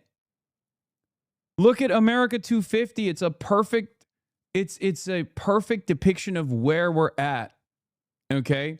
Even the hogs have basically realized, like, this is not great. You know what I mean? Who is positive about the future of America right now? I mean, there's polling conducted on the matter all the time. And we're at an all-time low as far as like patriotism goes. For the first time ever, Americans feel less patriotic about their country than some fucking European countries are. And European nations have always historically never felt patriotic. It's ridiculous. Patriotism works if there's something to feel patriotic about. If we got numbers that we can point to. Especially the last 30 years has only created a downward spiral for average Americans, unlimited war and bloodshed, for blood and soil, and for coffers that and wars that yield tremendous bounty, not for the Americans necessarily, but for a handful, just a tiny, increasingly smaller number of demigods. Yep. American pride falls to 25-year record low. 43% of the U.S. say they display the American flag outside of their home. The extremely/very proud number is at 53%. The extremely proud is at 33%. It's still fairly high, by the way, obviously, in comparison to like where it probably should be, all things considered. But in the most propagandized country on the planet, yeah, post 2001 bump, post 9/11 bump, yeah. United States of America were founded by wealthy slave owners and Arch Stewart reactionaries who rejected their monarch because he couldn't prevent Parliament from taxing their colony, whose violent settler peasantry just wanted to continue murderously expanding their frontier. They were one of the last countries to abolish slavery and didn't become a formal democracy until the 1960s. Their advantage of being a freer and more open society was short-lived, and their attempt to build anything resembling a social state crumbled. Instead of a society of mass affluence, they ended up with a barbaric carceral system of historically unprecedented proportions, a top-heavy, rapaciously extractive economy, a state thoroughly captured by oligarchic interests. The last decades have been marked by America's centrality to nearly every damaging social, cultural, and ideological trend. It continues to export its accelerating domestic psychoses to the world. Yes, this is definitely 100% true. We do export our brain rot. It has become the ultimate destabilizing hegemon, blundering around like a dying ogre, ever swelling a mountain of rotting corpses. America isn't the cause of all ill in the world, but the increasingly nihilistic zero-sum social culture of a contemporary capitalism that is ramified into every corner of society is fundamentally American. And the umbilical cord is very much still attached. There's still no post-American world, but with a little luck, there will be one day. Happy 4th of July. It's a fairly negative read, I would say. You know, we're working on it. We're working on it. Oh my God, we are the John Fetterman of the world. I mean, it's true. We really are. We really are the John Fetterman of the world, stumbling around and also exporting our brain rot to every single fucking country. Dog, when I saw those Charlie Kirk, the Charlie Kirk meetups in South Korea and Japan, and I saw the far right in Japan and South Korea wear MAGA hats celebrating Charlie Kirk, I was like, it's over. It's done. Okay? This man was doing rallies in South Korea, and the South Korean far right were like, yep, that's our guy. We love MAGA. Make America great again. It's like, bitch, you're Korean. What do you mean make America great again? Once again, there is the high frontier of space travel, the moon within our reach again. Mars may be coming closer every day. There are territorial frontiers here on Earth that could be opened. If Albertans or Cubans or Australians would like to be... Oh my God, he's such a nasty little freak for this. Oh, really funny, dude. I mean, this is unironically going back to the point that, you know, that other negative read on, albeit true, but negative read on America and its mark on the rest of the globe represents. This is that mentality. Americans, maybe they should be. Taking Greenland by force is madness. Seeking Greenland in a fair exchange is as American as, well, the great state of Alaska. Then there are also internal frontiers, ways to transform our own country that technological progress might make possible, bringing more water to the arid West, planting forests in the southern plains, making cities grow and deserts bloom. The age of monuments should come again. We should complete the great statue of Crazy Horse that my children on our cross-country trip saw looming unfinished near Mount Rushmore. And we should build statues of Lewis and Clark on bluffs over the Mississippi or Missouri, like the statues of the kings of Gondor that greet the Fellowship of the Ring. And the oh my God, brother. You are fucking... Oh my God. This is all aesthetics, bro. It's all aesthetics. He literally turned around and was like, America should do more imperialism, but this time gently. And then we should build big-ass statues. This is also the exact kind of thing that liberals like Ross Douthat would regularly criticize if China was doing it. Okay? And China does do it. And I do think that that's kind of a cool thing. I do like big statues. You guys know this. And many of you call me an L nerd for it and say it's a bad take. But I think like massive statues are kind of dope. But having said that, don't you feel like this is kind of the problem? How is this in any way, shape, or form different than like what Donald Trump tries to fucking point to? Right? The idea that like things are great because I said they're great. Here, I'm doing a beautification initiative. Is the problem with Donald Trump that on America's 250th birthday that he's like focusing on beautification initiatives that are failing? If he actually succeeded in the beautification initiatives, the reflecting pool was actually blue, would you be fine with that? Or do you feel like we have other structural problems that need to be identified and solved and resolved? Now, this is the extent of liberalism. A conservative liberal, a classical liberal, whatever you want to call Ross, okay, will look to the situation and say, oh yeah, well, the issue is we haven't done enough beautification. The optics are bad. Let's fix the optics, and that's how we fix America. The real problem is there are significant structural hurdles that we must climb. Hurdles because of the system's design, because of capitalism's design, right? Wealth of our Tolkien-loving technologists should beautify our cities as the wealth of our industrialists once did. Finally, there is the frontier that every American can reach out toward. Yeah, there's a reason why our wealthy industrialists don't do that anymore, because they don't need to, because they own all of the avenues of communication, and they can just tweak the algorithm to make you a servile little piggy slave to them, as Elon Musk has done on Twitter, or also known as X, the everything app. Okay, they own everything. They don't need to do that anymore. They just control our brains. Which is the future itself, open to everyone who resists the false sense of human obsolescence. America began in revolution. It's so funny. He's just like, why won't these titans of industry behave like the previous titans of industry at a time when there was unprecedented levels of wealth inequality that led to the Great Depression, okay? Deregulation and hyper-capitalism and an endless profit-seeking mentality from oligarchs literally led to the Great Depression. Ironically, why won't they do that again, this time with techno-feudalism? I don't get it. Perhaps it's because the mechanisms of control have become more sophisticated. Perhaps they don't even feel the need to do that. Perhaps everything is just held together by ticker tape right now, a hope and a dream that the stock market will endlessly grow and, people will continue making money hand over fist. But it is really funny to be like, well, do capitalism better, please. If only our super wealthy were to build these beautiful cities and engage in beautification initiatives where we would not harbor resentment against them. We would know them for the demigods that they are, as though that's the problem.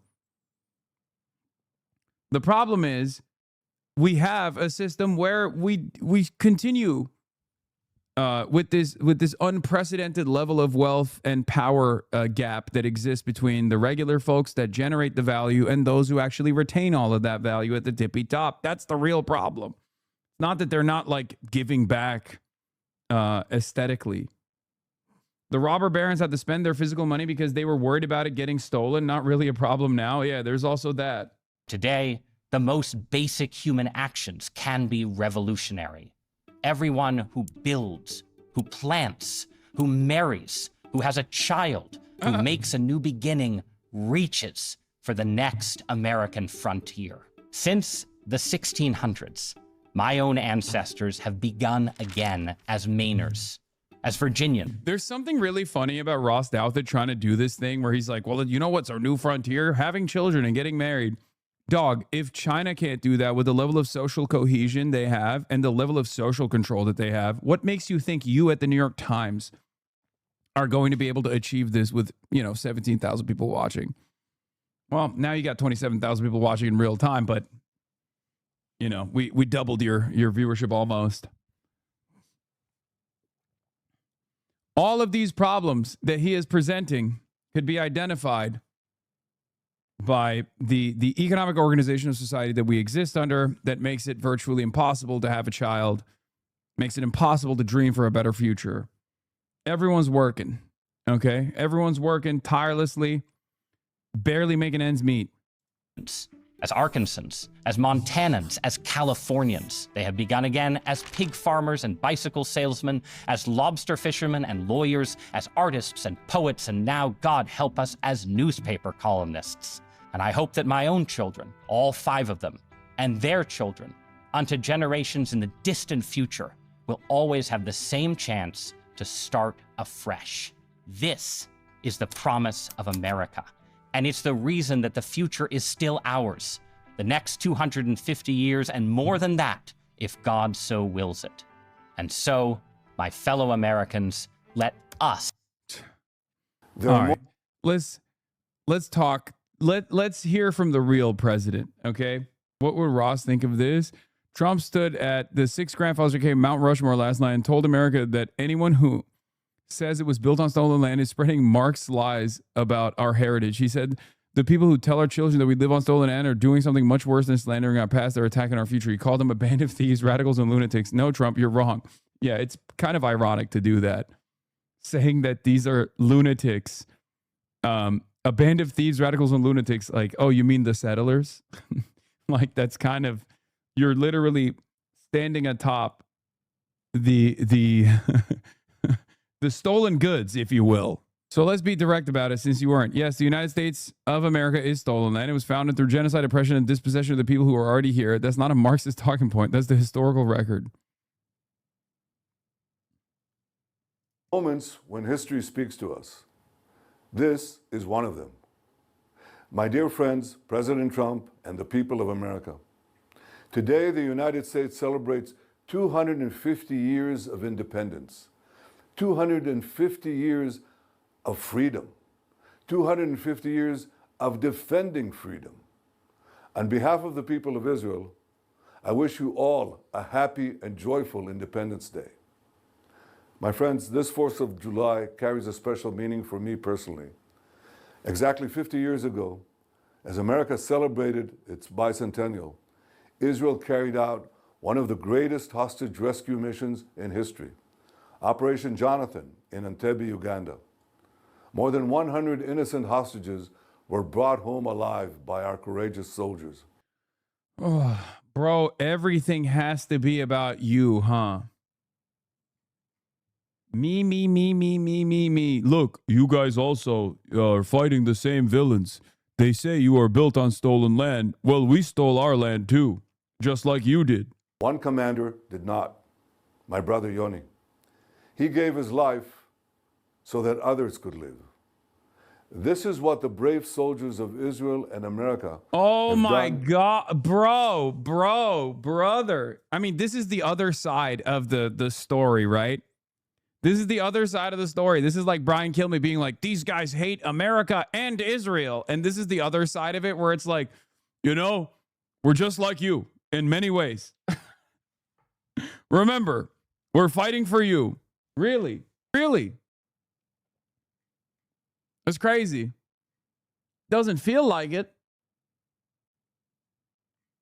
Again and again in these 50 years. And 50 years later, we are still defending freedom. We may live in different continents, but there's a strong Yeah, when that ugly person calls you twin. Yeah. bond between us because we have one destiny. We know that freedom is never cheap. It must be continually purchased. It must be continually defended. America has been the greatest force for liberty the modern world has known.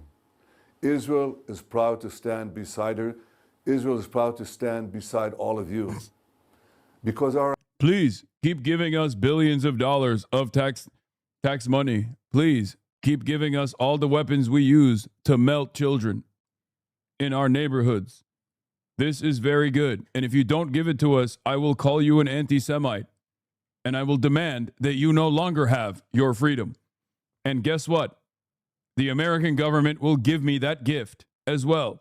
Our alliance is built not only on shared interest, it's built on shared values. Today, those values are under attack. The tyrants we face chant, death to America, death to Israel. They think freedom is weak. They think democracies are weak. They're wrong about our two democracies. Because when America and Israel stand together, freedom stands stronger. Together we defend freedom. Together we defend our common civilization. Together, with God's help, freedom will triumph over tyranny. May God bless the United States of America. May God bless Israel. And may God bless... Bro, is July 4th. Why would God bless Israel? Why are we... Like... God, he has to make everything about himself, bro. This is classic Israel. It's like, remember when we, on that faithful morning on July 4th, 1776, invented Israel? It was great. We did that. They should call it the Israeli Revolution. Arab Square, so Revolution Square in the heart of Tehran, where they've just unveiled this new monument to the late Ali Khamenei, the late supreme leader of Iran, whose funeral begins now this weekend. That is his clenched fist with his ring on it, flanked by 2 missiles. So a symbol, if you like, of resistance and defiance after this 4-month war that has left Iran badly damaged, that took his life and the lives of many others. but has left his government still. I mean, if I'm the guy who invented the Shahed drone, I'm a little bit bitter. Like, they put the missiles on there, but not the Shahed drone. I feel like that's the most significant image, right? Standing. So they are preparing now for what is going to be the mother of all funerals. Going to go on for 7 days. On Monday, we're going to see millions of Iranians lining the streets here of the capital. His coffin will go past here, we understand, past any number of landmarks through the city, and Iranians will come out in numbers we've not seen So much since AI art. the funeral of the first Ayatollah, the first supreme leader. Canceling the Islamic Republic for its heavy utilization of AI art instead of relying on domestic artists. Back in 1989. It's then going to go to Qom, south of here, big religious city in Iran. It's then going to go to 2 other religious cities in Iraq, to Kerbala and to Najaf, before he's buried in Mashhad. Now, a lot of people we've been speaking to here are coming out and will come out to send him off, pay their respects. Some of the faithful we've spoken to say they're doing so because they want to honour a great leader, but also they say they want to see revenge. We're all sad. He was a great and noble man, and his death caused a lot of sorrow for us. Was he a good leader for Iran? Yes, excellent, and we'll miss him a lot. Tomorrow you will see the funeral. Millions will be in the streets. It was a great... Bro, for a second, I thought it wasn't the Hezbollah flag, and I thought it was their standing with Ukraine pin. Just the one Iranian unk that's like, yep, this is a united struggle. Streets. He was a great leader. He was a father to all of us. He's like, I support the IRGC and NATO. I mean, somebody just there said, no, he was a bad leader. I'm not going to go to his funeral. Another person said that she didn't like him. Do you understand that? Well, he probably liked Trump. Someone who likes Trump and Netanyahu and Pahlavi doesn't like Ali Khamenei. We all are sad. We are very sad. But the fight is still going on, you know? We can't just be sad. We have to fight. Who's winning? Of course, us. He was very strong, and we will miss him a lot. We're mournful, but we thank God that his son is the new leader, and that now we have another strong leader. Ali Khamenei was supreme leader of Iran for 37 years, so the authorities want to give him the send-off that they believe he deserves, but also you get the impression they want to project a sense of unity and public show of strength after this bruising 4-month conflict. Having said that, a lot of the younger people we've spoken to weren't happy to be interviewed about how they feel about him. One of them said he was a bad leader, and I think some of them said they won't come to the funeral. So there is a sense that this is a divided country, and a lot of the younger generation don't believe that... Yeah, no shit. I mean, this is classic. It's the same in Cuba. It's like if all you've known is economic struggle, okay? If all you know is economic struggle, of course you're going to be like, yeah, it's the fault of the fucking leadership. Yeah, that makes perfect sense. And then on top of that, if you get a college education, if you go to school, and then you have, liberal values, which many people do, right? I'm talking about like social liberalism. Then yeah, you're going to be very frustrated with any kind of repression that you experience, paired up with the economic hardships that you understandably attribute to the administration.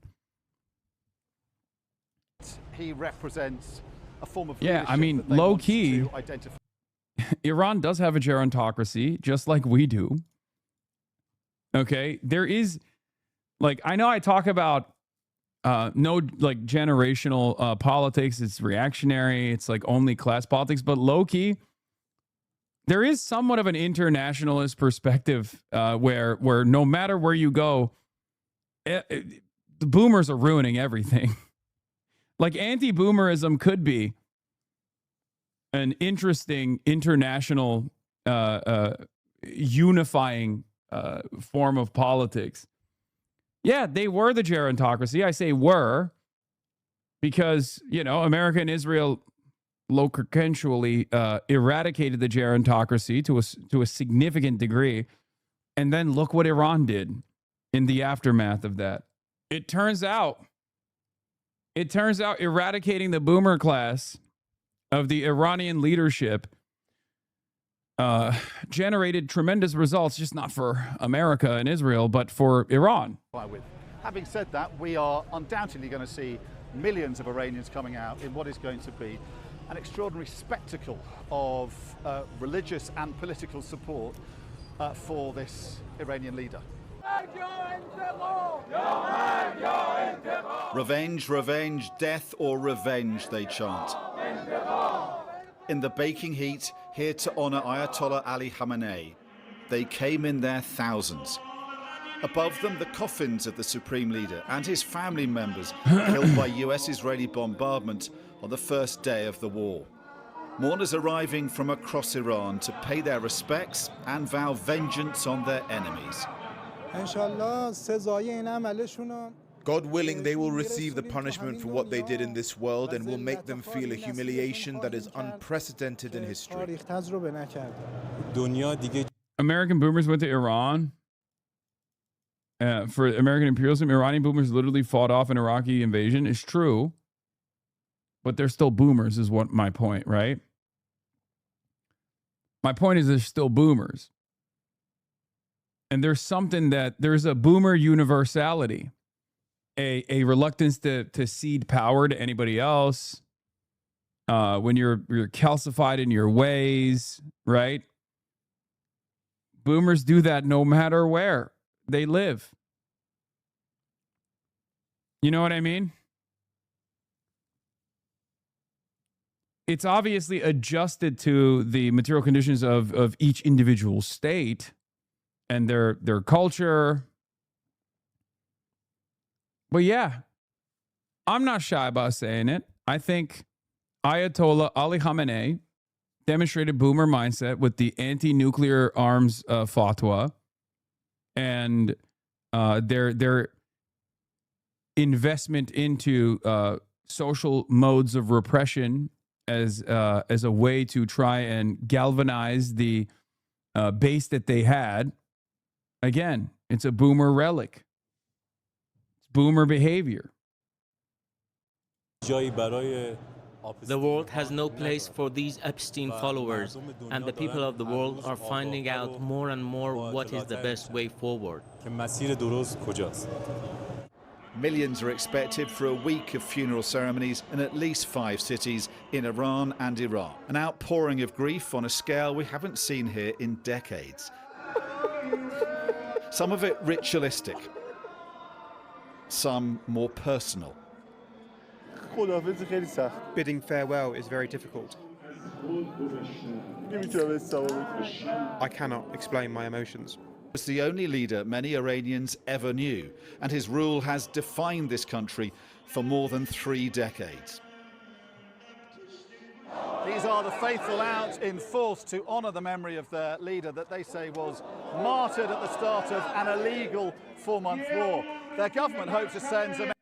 Oh yeah, they had there was a short recitation from the Quran for all the foreign delegations, and it was a way to dunk on different delegations and like their performance, I guess. At least that's what I saw on Twitter. They did a Quran diss track for like the Gulf, with the exception of Qatar. And then they obviously glazed the Houthis.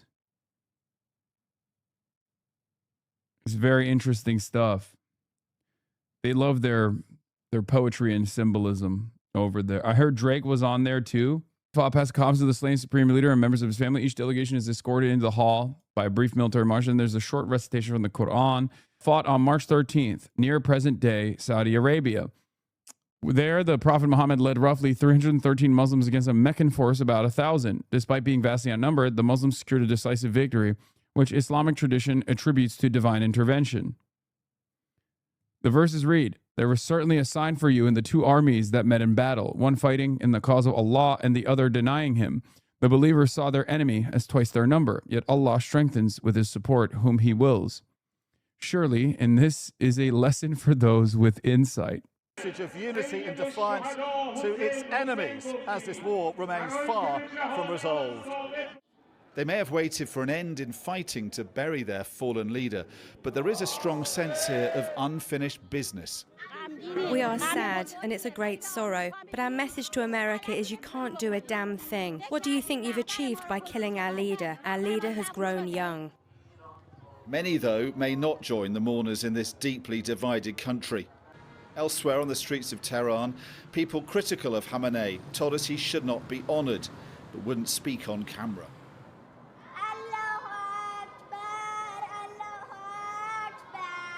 But in ceremonies and prayers across Iran, millions will be paying their respects to only the second supreme leader to be buried in almost 4 decades, whose death, his supporters believe, has only strengthened their country.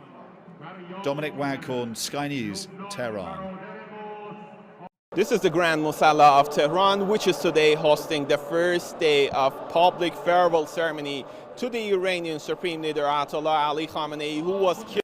What was the verse they chose for Turkey? Does anyone have the different verses? There was a summarization I read about the different verses that they chose for the different countries. Oh, here. Saudi Arabia received a verse about 2 armies meeting in battle, one believing, one not. Turkey got a verse elevating those who fight over those who sit. The Lebanese government heard a verse about people refusing to sacrifice if asked. Hezbollah was told, do not weaken or grieve, you are superior. Hamas receives the verse honoring men who fulfilled their covenant with God. Some have died, others are waiting.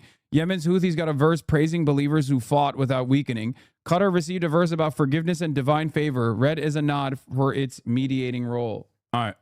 Also been a wave of progressive candidates winning Democratic primaries. All right, let's skip some of this stuff. There's a JD Vance interview with Bill Maher that I want to watch, but before I do this annoying nuisance, let's do some funny business.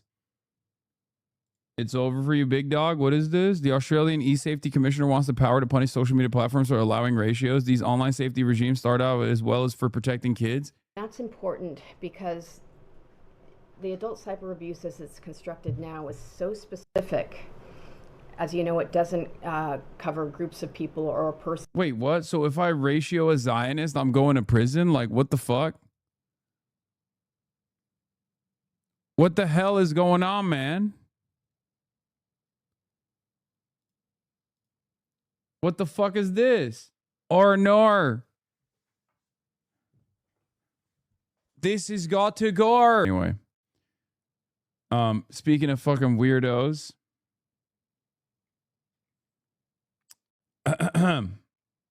Speaking of weirdos. Members of the group Patriot Front ride the metro as commuter looks on during the 250th anniversary of U.S. independence. This is, I mean, you know, America. There it is. A bunch of fucking ICE agents that are now, ironically, wearing a mask. Okay. Bunch of ICE agents that chose to wear a mask on this beautiful day to go and do Fed activity on their off day. How wonderful for them. Look at how fucking sweaty this guy's head is. Oh my God. This is what they did. They did a show of...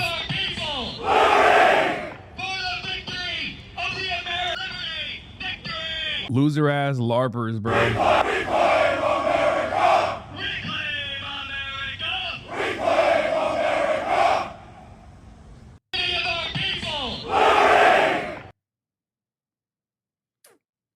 Yeah. There was a streamer that was with the group, and apparently he declared it a total Aryan victory. At first, I thought they used to wear the masks because they wanted to hide their identity because they don't want to be outed as Nazis and stuff. But honestly, I think they wear the mask because most of them are Mexican and of Guatemalan descent too, and they're just like a little bit ashamed. As we have seen thus far, the Groyper movement. Sorry, you know, this is not the majority in any way, shape, or form, but the Groyper movement is majority Latino and Muslim too. There are Muslim Groypers as well. Indian groypers. So I assume that a part of the reason why they wear the mask is because they're just like kind of worried that if they don't, you know, if they show their face, people are going to be like, well, this is DEI. This is like not looking real Aryan. What is this? This adds up. 1 in 3 American men were not working or looking for a job in April, nearly a 20-year low. Nice. Apparently, they intern on Capitol Hill. Want to know how quickly they got 400 makes extremists, MAGA extremists in D.C.? It's because many of them are Republican staffers. The most overlooked scandal in the U.S. right now. I don't know if that's true or not, but I will tell you this. Look at this man's swamp ass, bro. They're sweating. Either they're sweating or they are, you know, pissing and shitting in their pants, I guess. But that's crazy. I've never seen swamp ass like this. It's 100 degrees in DC. I hope they got swamp ass. Oh my God. Oh my God. All of their asses. Oh my God. Oh my God. Oh, brother. Oh, brother. Hundreds of members of the White Nationalist Patriot Front marched in D.C. today, where a 4th of July parade was canceled for deadly heat. They struggled with the heat as well. A few members of the public yelled at them. Every single one of you justifies the fucking right to abortion. You, stand up fucking taller. You fucking pathetic pieces of fucking shit. Fuck you, scum. Oh my God. Every booty cheek is fucking drenched, bro. Oh my God. I can smell it from over here. All the way across the nation state from California. Oh my God. I've never seen someone sweat through their assholes like that. Oh my Lord. Oh.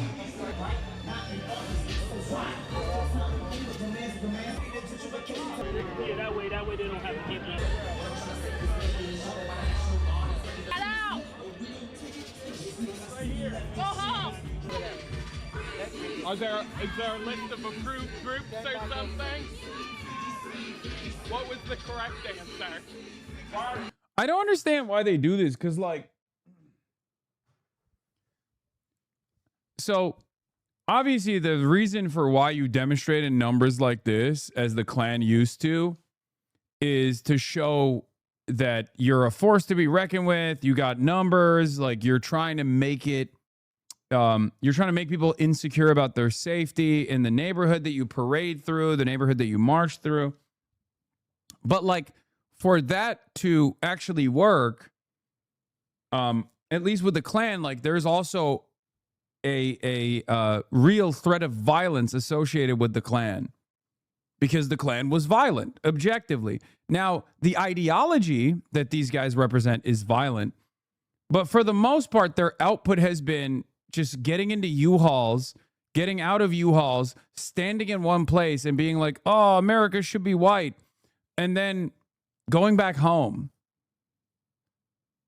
So it kind of fails to reach that like threatening presence, as most people just go up to them and tell them that they're fucking pathetic losers, and everybody just clowns on them and dunks on them for their ass sweat and for being feds for the most part. You know? Large crowd moving through DC towards the White House with a Declaration of Independence banner chanting 8647. Like, I feel like these guys don't even have the support of like most neo-Nazis on the internet. You know what I mean? I feel like most people don't even fucking trust them as like a sincere banner carrier for the American neo-Nazi movement. Most Nazis think these guys are feds, which, by the way, I also think they're feds. It's just not in the way that Nazis say they're feds. You know what I mean? Like Nazis say, oh, these guys are federal agents. I'm like, yeah, they're members of ICE. You know what I mean? Like, what did this accomplish? Like, nothing. You know what I mean? This didn't like threaten people. I don't think this like is a significant threatening presence. The only thing these guys are a threat to is the diapers that they sweat through. You know what I mean? Of course, notice something. The cops are protecting them as opposed to the pro-Palestinian demonstrations where cops notoriously do not protect them, allow the counter-protesters to come and beat their asses, to attack them, to deploy sometimes, fireworks and things like that, putting the student protesters, peaceful demonstrators, in harm's way, and then arresting them. Weirdly enough, that never happens with the Patriot Prayer for some reason. I guess that's because they're homies. Anyway, let's hear from Real Time with Bill Maher, the J.D. Vance interview that just came out. What did you talk about with Mike Pence? Sex, drugs, and rock and roll? I don't know. There's who is a JD head? I'm begging. I need to find someone who is a JD Vance fan. Sincerely. Not like, oh, I like Trump and he happens to sit next to him, so I have to like him too. Like, who is a fan of this guy? Yeah, his mom is not a fan of him. I guess Tucker Carlson and Peter Thiel, but I don't even think Peter Thiel's a fan of JD Vance. I think Peter Thiel is just like, that's my slave. That's my blood boy. Elon Musk fans, ironically enough, gross. Dog, you live in California. You are a Californian. What the fuck do you mean we like it? Who's we, bitch? You speaking French? Fuck you mean we? Oh, us liberals are so agreeable. We also love a reactionary white nativist approach to migration in this country. Oh, that's so good. Like, what do you mean we like what has an undocumented immigrant done to you that is in any way, shape, or form negative? Also, why does he even maintain this idea that he's a liberal? I don't get it. To be done. I mean, again, Bill Maher giving the game away. His ideology is, a murderous, unaccountable Gestapo force that's mass deporting black and brown people for no reason other than to satisfy the needs of like a 20% base of support that is white supremacist. And then fucking childless cat ladies that annoy him. These are the two extremes that are on the opposing sides of the American political spectrum for Bill Maher, and he hates both of them evenly. Hello? Do you fucking hear yourself? Like, this can't be a real political worldview. I don't hate Republicanism and Trumpism because it fucking annoys me because they're stupid. Okay? I hate it because it's violent. I hate it because of the impact that it has on regular folks. You can't put nuisance and your own personal distaste for a political movement on the same moral playing field of, the fucking Fourth American Reich. Okay. This is a lie. If Bill Maher had fucking working brain cells, he'd be like, yeah, when a guy commits a murder, law enforcement comes in and puts him in fucking prison. And then they make a determination on whether or not he actually committed the murder. Okay? And then if a jury of his peers convict him of doing this murder, he goes to prison. If his legal status is undocumented, okay, you can make the additional determination by the Department of Homeland Security on whether or not he should remain in American prison or he should get a free ride home. Okay? That's how this works. At no point is it that, like, you have ICE agents coming in and being like, well, we're doing regular law enforcement now. That's not how it works at all. That's not how it works in any way, shape, or form. We have regular law enforcement and the regular court system to determine whether or not undocumented or documented migrants or natural-born U.S. citizens, which happen to be the overwhelming majority of violent crimes on U.S. soil, of course, happen to be responsible for that. But, that's besides the point. Bro, your mad annoying law, I know. I should instead just lean into fucking dumb racist bullshit to be like, yeah, that's right. ICE is actually doing a great job. They should just be a little less violent. Yeah, my job is to fucking educate people. Even if you are unwilling to be educated, you might accidentally learn something in the process of fucking sitting around in this chat. What do you want me to do? Lie to you? I mean, yeah, that's what you want me to do. You want me to lie to you. That's why if I just sat here and was like, well, they're right, actually. The new rule. ICE is now doing regular law enforcement. You called it, Lamau. What is this? MAGA is saying that the white nationalists marching on Washington, D.C. today were federal agents. They're not condemning it. They're saying they were feds, or saying that they were Democrats in disguise. Yeah. Yeah, he just wants me to sit there and say, yeah, based. I don't get it. I don't understand why people would. There is no world where if I am encountering new information where I just like fucking sit there and go, oh, fuck this. I'd rather not know the truth. You know what I mean? ICE doesn't operate as a regular law enforcement agency. They don't have regular law enforcement. They don't have a regular law enforcement job. Okay? Maybe you didn't know this. Hopefully you learned. Hello, fake feminist Diddy party goer. Hassan, didn't you go to Diddy parties? Hello, fake feminist Diddy party goer. Look at this guy. Germa better, Germa better, Germa better, Germa better, Germa better, in my opinion. Happens to men too. I come here for horrible takes. This is what I don't understand. How are you a Germa fan, but then you also fucking say dumb shit like this? What are you yapping about, Chud? W tanks, tanks go fast. That's the point, you bozo.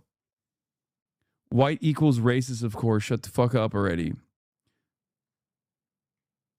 I love Germa. How can you have your mind warped this much? How can you get one-shotted by like some of the most reactionary, some of the most toxic fucking forces on the internet this much while simultaneously being a Germa fan? Germa would fucking hate you, chatter. Anyway, as I was saying, Bill Maher unfortunately doesn't care and is far too racist to care. But all of these ICE activities are completely unnecessary, and they're designed to soothe the appetites of the 20% of some of the dumbest Americans, right? The type of Americans that Bill Maher shits on all the time, the evangelical Christians, the rabid right-wingers, the Trump cult. Bill Maher doesn't realize that he's actually leaning in to a albeit very violent, but simply symbolic initiative to make those guys happy and saying he likes it too. So I guess in spite of your education, in spite of your many, many years of, you know, living in Hollywood, being this like liberal elite, you actually believe those Jesus freaks. You agree with those Jesus freaks. Don't appreciate that we've gone too far. Yeah. ICE agents being deployed by the thousands into, Democratic-run cities exclusively as a show of force and then murdering American citizens in the middle of the day is just simply icky. No, motherfucker, that's not icky. That's a stress test for the Gestapo. But we couldn't do nothing. And I don't think there was an easy way to do this. Of course. There's a middle ground. See, the other thing that bothers us about... God, I fucking hate... Oh, my God. Bill Maher is the absolute... First of all, Bill Maher doesn't represent true American liberalism. Okay? I just need to help you understand this. I know that we say like, oh, fuck, like this is classic liberal. What a fucking annoying nuisance, whatever. This is a very specific liberal tendency that only exists on Twitter and in mainstream outlets. Because the reality of the matter, and also in Washington, D.C., the reality of the matter is, by and large, most liberals all around the country, especially where ICE activity was initiated, were unbelievably frustrated. They went out by the thousands. They went out in massive numbers to protest against ICE activity in their neighborhoods. There's plenty of polling conducted on the matter as well. Liberals did not fuck with this ICE shit at all. Okay, so when we're talking about like regular people, regular folks, working class folks, seeing their neighbors get kidnapped in the middle of the day, they did not like it. There was no like, oh, let's find a moderate middle ground where we can do some deportations and then that's fine. That's not the average liberal's position at all. I need you to understand. So like Bill Maher is not actually even channeling the frustrations of the broader base of support for the Democratic Party. This is also important to recognize when we talk about like the unbelievable enmity coming from people who consider themselves to be normie liberals, who are right-wing Democrats and consultants alike on Twitter. They do not represent a real constituency. If anything, the real constituency is far closer to our worldview than they are to Neera Tanden's worldview. Okay? That's part of the reason why they're actually very frustrated right now, because these Democrats are going out in the primaries, Democrats that have voted Democrat, vote blue no matter who their whole lives, and they're excitedly voting for Democratic Socialists. That is the thing that frustrates these people unlike anything else, because it betrays this worldview that they have represented as one born out of sincere electability arguments, a worldview that must be defended, this overzealous third-way neoliberalism that they're paid to defend.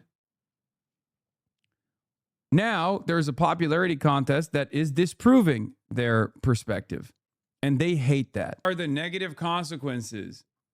What was the negative consequence for Biden, quote unquote, letting in too many people? Why are you conceding on this idiotic right-wing nonsense for no fucking reason? It's exceptionally stupid to say this in Los Angeles as a lifelong Californian, okay? What are you talking about, dude? Why can't we have a real conversation? Why can we never actually have a real conversation about this? Be like, what is it? Like, what was ruined about America? Okay. What happened? Too many people came in. Okay. Explain to me what took place. Because there were issues that were born out of literally kidnapping and trafficking these people across state lines illegally, as Governor Greg Abbott did, specifically to gum up the works, specifically to ruin the chances of a lot of asylum seekers and their opportunity to get their day in court, in immigration court.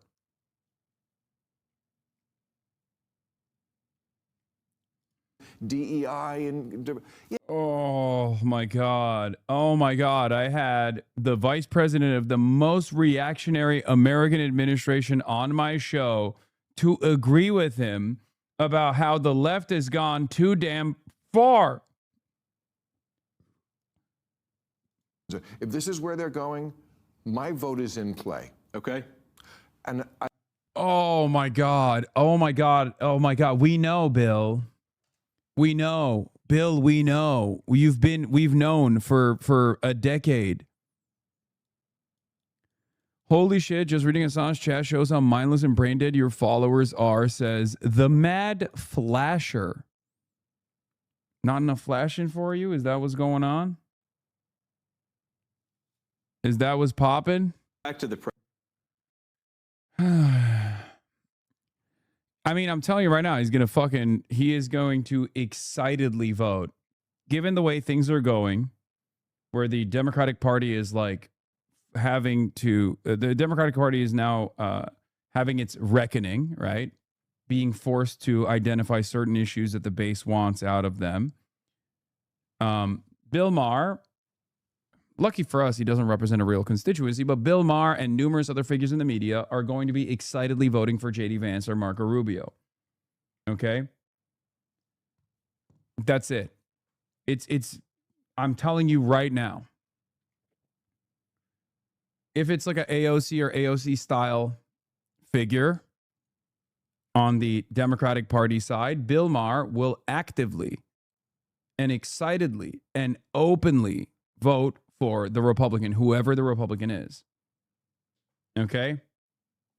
Who watches Bill Maher besides you? I think a lot of boomers still watch this fucking asshole. They don't agree with him, but they still watch him. They don't agree. Like, there are a lot of people who are liberals themselves who, they're old and they think like the woke left has gone too far or whatever, but they'll still vote for the Democrat. They'll never vote for the Republican. Bill Maher is not one of those people. He's an unbelievably wealthy piece of shit. He will do it. He will vote for the Republican. You'll see. Yeah. Jonathan Chait. Why liberals should support a Trump Republican nomination. These guys are all, I wouldn't even say Pinot. They're Dinos. Democrat in name only. They're racist, they're Islamophobic, they're transphobic. They believe in a lot of the culture war things that the Republican side presents. They just can't come to terms with being called a Republican because their whole lives they've been like, Republicans are stupid. And it's true, the Republicans are by and large stupid. But that means Bill Maher is also just as stupid. This kind of bigotry is low IQ tendency. And if you demonstrate the same kind of bigotry, then yeah, you're just as stupid. You're just as low IQ. You just don't want to be associated with that because you think it's yucky. You think it's a sign of low intelligence. The problem is you have that exact same sign of low intelligence. President. Come on, dude. He won't even concede on the one thing. He won't even concede on the one thing, dude. You're like, come on. Come on, I'm begging. I want to vote for you. Just tell me the election wasn't stolen. Which, by the way, it wasn't, okay? Obviously, it fucking wasn't stolen. It wasn't stolen when Trump won, and it wasn't stolen when Biden won. J.D. Vance knows this, okay?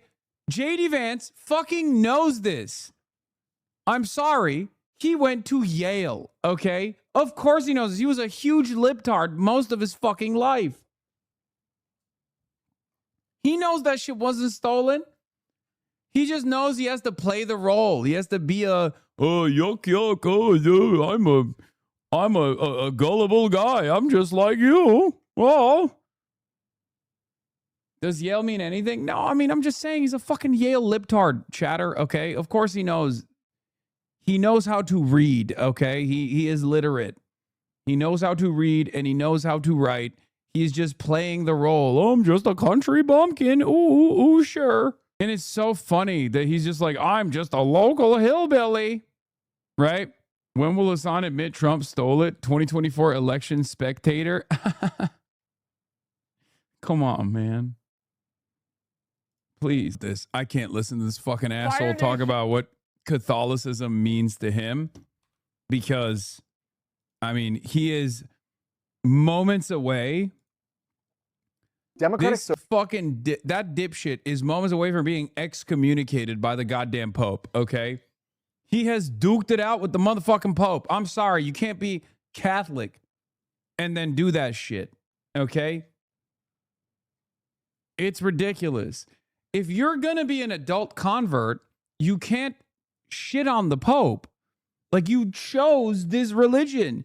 You chose Catholicism in your old ass age. Okay? And then you did the one thing you can't do in Catholicism. You killed the previous Pope and the new Pope you're arguing with all the time. It's fucking ridiculous. It's ridiculous. Get the fuck out of here. Why would you change your Christian sect if you're just not going to follow the number one rule, you know? It's like converting. It's like reverting to Islam in your old age to be like, well, I love eating pork. That's the one thing I love doing. Okay. Well, I guess you're not a fucking real convert then. What do you mean you like eating pork? What the fuck? It's ridiculous. Some of us were born into this shit, okay? It blows my mind. What is this? New DSA swag. Fire. Finally, we got hot jackets. Twin Cities DSA. Damn. That is fire. It's very important that the socialist movement has swag, okay? It's very, very, very important that the socialist movement has swag.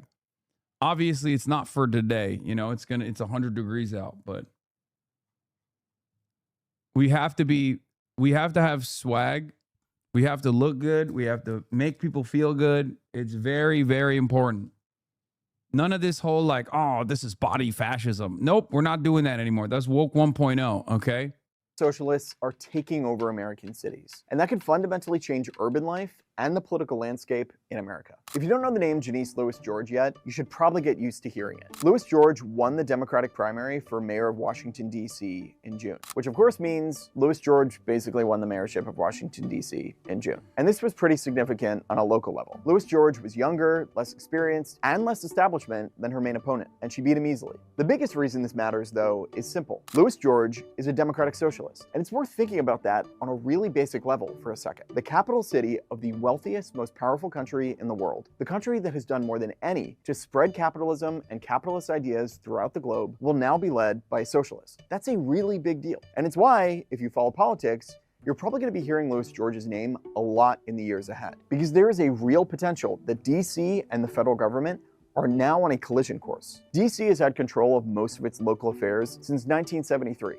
When Congress passed the Home Rule Act. But the federal government does still have control and veto power over a lot of the district's policies, which Republicans especially have historically been very happy to use, on issues from marijuana to abortion rights to charter schools. Even many Democrats have supported some of those efforts sometimes, like in 2023. Donald Trump himself has now called for curtailing DC's home rule. And maybe we'll take back Washington, run it on the federal basis. And Louis George gives him an ideal foil. It's kind of a perfect storm for conflict. And it could be a real storyline for Trump's final 2 years. But you should know about Louis George for another bigger reason. She is part of a wave of new socialist mayors in big cities. And that could remake the Democratic Party and urban life in America. Across the country, we are seeing the emergence of a real beachhead of socialist political power, concentrated in big blue urban enclaves. Of course, there is Zohran Mamdani, who leads the country's largest city and has become a genuine political and pop culture phenomenon. But it's not just him. Seattle is now led by Katie Wilson, who defeated the incumbent mayor in the 2025 election. She's since broken with decades of the status quo, aggressively going after companies like Starbucks and Amazon, which have deep roots in the city and traditionally have had a lot of political power there. In Los Angeles, Nithya Raman is in a runoff with the incumbent mayor, Karen Bass. And at least so far, early polling shows it as a toss-up, and a real possibility that Raman could win. And if she does, it would punctuate a really clear trend. A decade ago, Bernie Sanders was basically laughed out of a lot of rooms for being a democratic socialist, and he had to constantly...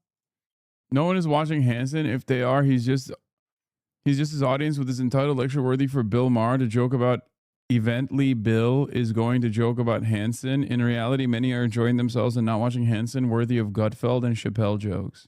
The fuck? Paul Pelosi's on the run? No. Paul Pelosi, husband and Speaker Emerita Nancy Pelosi, is facing a hit-and-run charge for a crash in Uteville, Napa County. Sheriff's deputies announced Paul Pelosi is accused of hitting a parked car, briefly stopping, and then driving away. Oh my God, that's my goat. Oh, he's doing it again. Oh, he's doing the damn thing again. Bro, let Paul Pelosi drive, okay? I'm a single-issue voter. Keeping Paul Pelosi behind the wheel. Dude, this man, at his old-ass age, loves drunk driving. What the fuck? Many other boomers, what do they like to do? They like to vote. Okay? They live to vote. They don't vote to live. They live to vote. Okay? Paul Pelosi loves drunk driving. He loves drunk driving so much. I've never seen someone at his age consistently get caught drunk driving and then continue doing it. I don't know what the fuck's going on. I don't know why he loves insider trading and drunk driving. And now he can't insider trade anymore because Nancy Pelosi is no longer on the inside. So now he has only one of his two hobbies, which is drunk driving. I genuinely find this to be impressive, okay? I find this to be very impressive. Who's going to be the first DSA senator? Don't think DSA is running anyone for U.S. Senate this cycle. It's possible AES could apply to join federal SIO after he's elected. Otherwise, might be Summer Lee or AOC. Why are you saying this? Why are you sending me this link or this response? Senator Mitch McConnell's wife reportedly traveled to China just 3 days after he received CPR following a heart attack. Oh, that's the other thing. Mitch McConnell's wife is obviously a Chinese, and not only that, but also has like direct connection to China still. She was also, wasn't she like the transportation secretary or something? Like, what the fuck was her job? Didn't they give her like a cabinet position? Am I crazy? What does she do? Dude, Republicans love getting away with it, by the way. It's crazy. They are. Am I crazy? Did I make that up? Didn't she have a position, like a cabinet position, Mitch McConnell's wife? Let me look this up.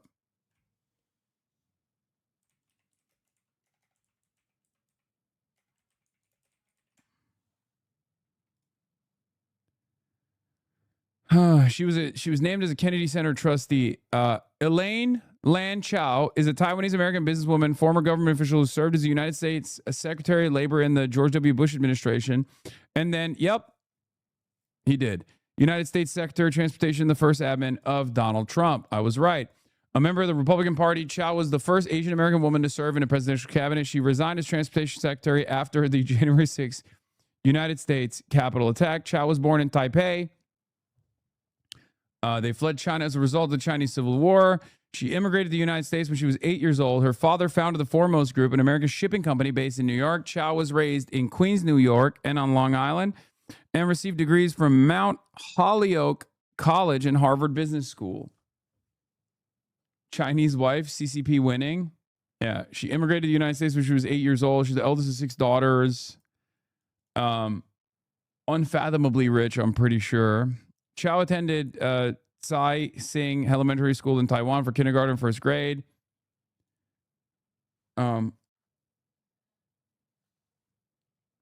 Holyoke? Okay. Chinese baddie? I'm not going to say anything, okay? Damn, this guy's good.